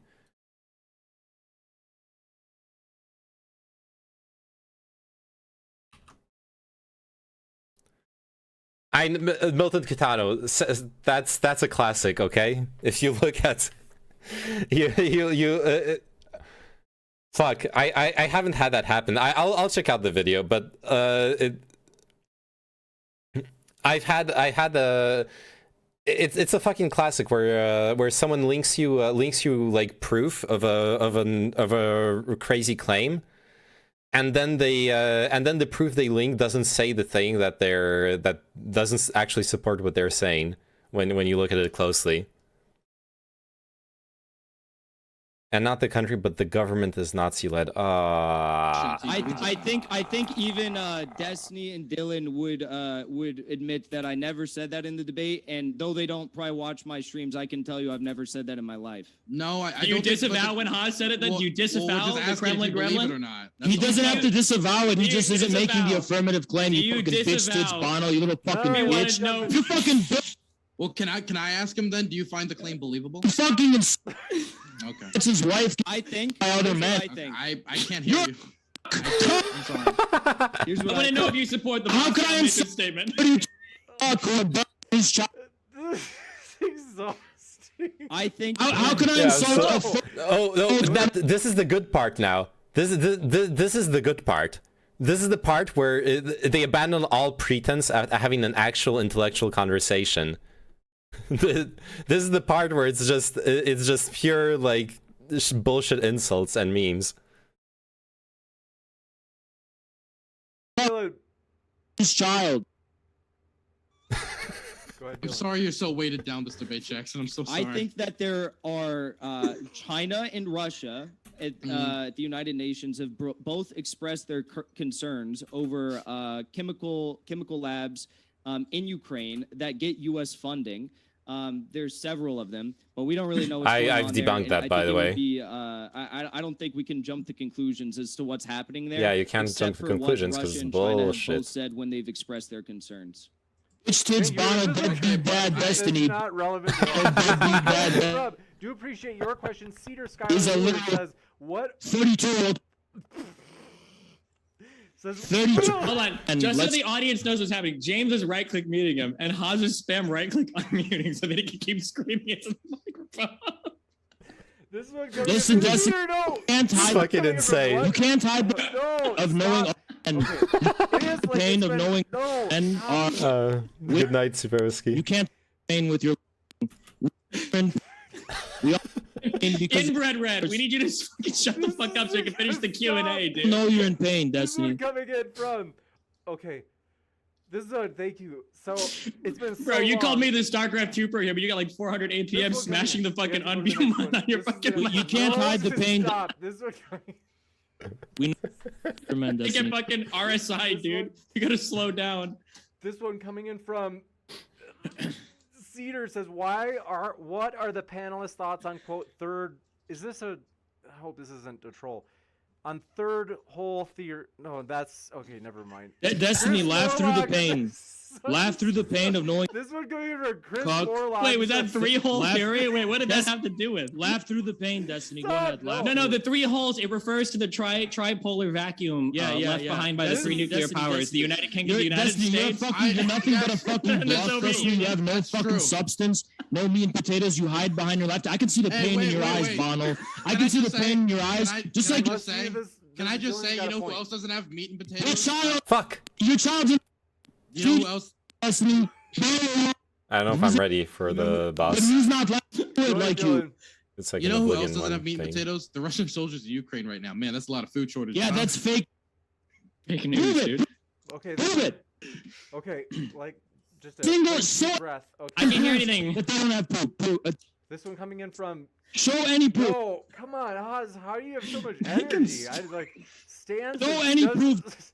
Show the proof. Says Stan says, does Haas still think the Donbass region is in the north of Ukraine? I never fucking said that in the first place. Shut the fuck up. Fucking Duly DGG noted. pedos. Okay, this one coming in from Constantine. Why do the East European countries beg to be a part of NATO every time the Russians start shelling a foreign city? It's almost as if Russian aggression is driving countries to join NATO. It's almost as if those countries are called by far-right nationalists. Go ahead. It's almost as if Nazis. every single time the West leads a coup or regime change operations in a Central or Eastern European country, they make great strides either in, one of the 4, main steps in joining NATO when they have this coup government in place. Have you ever noticed that? I just want to say we didn't establish that it was a U.S.-led coup. We certainly didn't establish that. And We I would more also than like to- we I more just- than established Also, that just with for- 5 billion. Just for the We record, established it Ukraine, 5 billion just for the record, Ukraine wasn't going to join NATO until the Crimean invasion happened. What? That's not the true. statement's What? changed. Oh, you want to Absolutely. debate about that? We have The evidence. to prime contrary. minister, Bitch the prime tits, Bono. minister, literally Bitch tits, said, Bono. We have evidence to the literally said- contrary. literally We have said evidence they to were the- not. they were not Wait, Destiny. Do you know the 4 steps to join NATO for being given the please. green light by Destiny, NATO to Destiny, join is not the Destiny. same We have as them having an intention of joining. Breast Wait, I'm evidence. curious. Haz, wait, I'm curious. I want to hear Destiny's thoughts on this. Gotta pull him back. First of all, do you know the 4 steps in joining NATO and how many of those steps Ukraine has achieved? And also, do you know what NATO said about Ukraine membership at the 2008 Bucharest before the Crimean referendum? I don't care if they were given the green light in 200008. Yatsenyuk literally said, You just he said that they literally never said, tried to before giving the that. green Let light. him We gotta finish. get But they didn't have an Justin a chance intent- to respond. Let him finish. Jesus After the coup, Christ. The prime minister literally said that there were no plans on the table to join NATO. He literally said that. That was his He stated literally position. said that. He That was literally his stated said. position. Oh, That bitch. changed. That changed once Russia invaded and annexed illegally the Crimean Peninsula. And that's why, and the other statements that countries have made about joining NATO have also changed as Russia has increased its aggression. That's why countries like Finland and Sweden are considering joining NATO, which, given what Russia's doing, seems to be pretty fair. Yeah, because I Russia's do gonna. wanna- All right, Dylan. Sweden. Shut the I'll fuck up. respond to that. All right. I'll respond to that. First of all, in 2008 at the Bucharest summit, NATO declared that Ukraine could become a member state of NATO upon further deliberations and accession talks. But what I do want to say is you said that after the 2014 coup, they had no intent to join NATO. In 2017, the Ukrainian parliament adopted legislation reinstating membership in NATO as a strategic foreign and security What policy. happened between gotta kick it 2014 over. and 2017? I gotta Why kick would it they over want to to join Dylan NATO in soon. 2017? In 2019, a Why corresponding would they want to amendment- join NATO in Okay, Why would they want to 2017? Dylan. why would they want to join Dylan. NATO in 2019? You sound like a little Over to Dylan. bitch. Okay. You've always that's- sounded- that's- No, okay, wait. What? Dylan, Yeah. What? Why would they want to That's join a good NATO in question. 2017 and in 2019? What happened? And Jackson? what happened after 2014 in Eastern Ukraine? We could go there too. No, let's go Go ahead, exactly Dylan. to what I Yeah, said. no, Do you let's go there. deny? How many You civilians deny were that killed the in Donetsk you and deny that Luhansk the after prime minister 2014? literally said that they What were happened not at the seeking. trade union hall massacre? They were not. Okay, yeah. Pivot. Okay. this You're is the coming in. one Go ahead, pivoting. Dylan, I know I'm you not have one. pivoting. I What, made it very Destiny, what clear. was Maidan about? This What is was the coming- fucking Maidan about? They wanted to fucking join NATO, you dumb fuck. That was All before right, any let's fucking keep crime. it- No, it wasn't about No, joining Maidan NATO. was It about about That was EU. about the EU and NATO as a whole. They wanted to turn It was an No, anti-Russian no, fucking movement. It wasn't. They No, it had wasn't. every intention No. to join NATO No, by then. It was not about joining NATO. It was about super European good. Union trade deals. It was I about wanna- joining the waiting West super in general. patiently. Can you mute the Holodomor Hobbit again, please? It was about Dylan's Oh, go ahead. Holodomor. it was about Okay. that There's two things I It's- want to. deadbeat destiny. Want to keep at the destiny. James, I'm trying so hard, man. Laugh- Please. You know, Laugh through the pain. good. Destiny. Hey, James. Wait, it was my Destiny, turn. Destiny. Wait, no. Destiny or Dylan. No, Dylan. but I never Dylan. have to say. I've been Dylan, waiting wait, for wait, so- wait. No, You I don't don't mute care. him when he I'm trying insults to me, speak, but you only I mute don't- me. I Why want don't to you say. fucking tell him? on. You don't want me to. I can't. Okay, so there's You, two you, things you I don't want to. mute him when he insults me. I'm gonna go full fucking beast. I'm mode. not. Well, I'm not insulting you right Destiny, now. I'm trying hiding to behind talk. laughter. I can I'm see trying to. I just fear want in to say your something. I If just we were wanna- insulting you, wanna comment- okay, I can Vladimir see the the Virgin, pain we'd be and asking you fear about in three your whole eyes, theory. I'm not high enough Go for ahead, this. Dylan.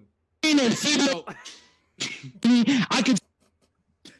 okay, so I would like to say that the Euromaidan protesters was This is started peak Twitch because politics, Yanukovych okay? pulled out of negotiations. Don't let to anyone join tell the you EU, the And then once contrary. the protest movement started, then it expanded to like anti-corruption and a lot of other issues as well. And there were people on the ground, not all of them. The Euromaidan protests were extremely diverse, but some of them did want to join NATO. But that doesn't mean it started because of that. It started once Yanukovych pulled out of EU negotiations. And the second thing I wanted to bring up about NATO Yes. was that after the Russian invasion, the regime change war they started in Ukraine, now Finland, the first time in human history, the majority of Finnish people want to join NATO.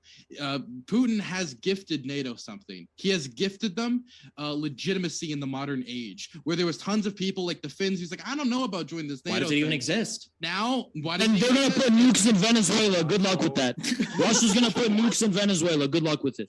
What is that? Yeah, even- you what does that expand even have to do NATO with to what we just Finland, said? then Russia's gonna I make didn't- military I pacts didn't- with Cuba and I didn't Venezuela say- I all didn't- over the fucking I didn't- world against the I U.S. didn't empire. say- Good luck with that. Russia didn't- can't even get its wait, I four-wheel didn't trucks even into say- fucking eastern Ukraine. I don't think we have Oh, really? Really? Where's the evidence for that? Do you have any evidence for that? There's no fucking proof of that there's a logistical disaster. It's all Well- fucking made up on Twitter, AstroTurf, fake news. I We've think debunked it Jackson on my would like to stream say several fucking times. It's I not could- fucking true. Hey, Destiny, I know you love having your mouth Sorry, open because you like let's- soying let's- out. Of tire, wait, I could send you photos of tire. Keep rock. opening your mouth. Soy mouth. Can we mute this Redditor's microphone? keep on- Jesus. Let's, Huz, I'm gonna Okay. ask if you want. I could send you pictures of tire rot amongst Keep- Russian keep invading. Okay. Pictures of what? Tire rot. You know when if you don't do proper maintenance on trucks, the tires will rot out, and that's Yeah, go become a ahead. huge Show issue. us the proof. Show us Okay, the I can- widespread logistical disaster. Well, I'm not saying logistics. I'm talking about tire rot right now. Logistics is another issue. Show us the widespread tire rot. The widespread tire. I can give you Yes. examples of tire rot, but until we find out and do a proper investigation, we're not gonna have. Oh, there's tire Because you rot don't know amongst all the shit. trucks. Because Well, there's no fucking failure of you're their not fucking listening. four-wheel. If any of the vehicles invading Ukraine is experiencing tire rot, that means proper maintenance was not done on those vehicles. If meaning any that- of them, yes, if any of them, because So it you could be- when you talk One, about it could be- when you do maintenance on those vehicles, you don't do it like one. at a- I'm You dying. do maintenance like you circle maintenance. if so there's a they- mis- okay, if there's a mis- one or two I give up. I James, give up. why? Jackson, muted- it's I give up. because Why are you you're muting me? talking when you? I mean, sorry, not Jackson. Because you never give me a chance to say anything. Well, what You let happened Dylan and is- Destiny talk this whole fucking time, and I didn't get to say shit. He's the Moscow. He's the Moscow Yeah, mute, dude. yeah, It's not yeah. fair over here. The That Moscow doesn't Mauler. fucking mean anything. Well, okay. Want to say thanks, folks, so much You're a for tuning fucking in. biased moderator, James. You're a biased fucking moderator. You have been. He keeps fucking insulting me, talking over me. You didn't mute him nonstop. once. You didn't mute this little fucking been gnome. Dylan said like Right. 2 sentences this whole thing. Yeah. You didn't mute the gnome Destiny once. You muted me multiple times. Yeah, I was muted. No, Wait, you can we fucking weren't. actually prove, James? Not once. James, real talk. Can you prove right now that you haven't received any of that $5 billion that was marked to Ukraine? Are you part of the anti? True. Hey, passive aggressive jokes only bitch ass fucking pedo nerds find funny. Shut the Alright, fuck let's up, go. little We bitch. can't- no, Nobody we fucking has your can't sense of say humor that. except pedos Alright, like Mr. Girl. see, Nobody Jackson, shares your have to fucking wrap up. passive What is aggressive, it? Why you wanna talk fast about talking, mumbling, stumbling sense of fucking StarCraft humor, you little bitch. Jeez, okay. You Like, fucking laughing, Destiny, you passive aggressive So, little bitch. okay, you Destiny, let me air your definitely- dirty laundry, Destiny, because I found out a lot of things about you, Destiny. Let me air your dirty laundry, motherfucker. Yeah, let me air your dirty laundry, Destiny, you motherfucker. Stuff. Want to say, folks, thanks so much for tuning in. Our guests are linked in the description. And want to say, thank you so much for all of your super chats. We've raised hundreds of dollars tonight for Worldwide Orphans, which is the charity watchdog evaluation. Is Bitch tits Bono. Bitch tits Bono. No, not okay. Deadbeat dad breastity. Deadbeat dad breastity. He can't even shut up to let them like plug some charity. Destiny, Destiny, you literally let your wife sleep with other men. You're fucking living insult. You're a 32-year-old cuck and you're talking about incels? You're talking about incels when you're a literal cuck? Destiny, you failed. Okay, want to say thanks, everybody. We Destiny, the girls you failed to get with, talk to me, you little bitch. Please give me some names, dude. Keep something out the reasonable from the. The list is too long. Thanks, everybody, and we'll see you in the next debate. Take care, everybody. And thanks so much for your donation. There's no bonus round? We'll put the receipt on the social tab and the YouTube social community tab. Want to say thanks so much. And that's something that no matter where we stand on the war, that's something we all agree on, is it's a good cause, helping out orphans around the world. And so, again, we'll share that donation receipt on the YouTube social page. Thanks, everybody, and we'll see you next time. Bitch tits Bono. Fucking lost. Yeah, I watched the end of it live. They actually continue like insulting each other for another fucking like 20 minutes on it's just the Modern Day Debate podcast ended. Anyway, sorry, I wanted to like listen to the whole of it to see the whole downfall into lunacy that this was. Has doesn't like plugging orphans so much. Nope. I'm sorry for having subjected you to this, but I'm not actually sorry. This is serene how much Neyman seemed to enjoy that. I enjoyed it a lot. I like when I tuned into this, and when I tuned into this like towards the end when it was live, and I saw what a shit show it was. I had so much fun. Like between Destiny. Oh yeah, we watched this one, Dragopie earlier today. We watched this exact video. When I tuned into it, I was dying of laughter. I was like I was exchanging messages with Elysium on Discord the whole time, and just having so much fun.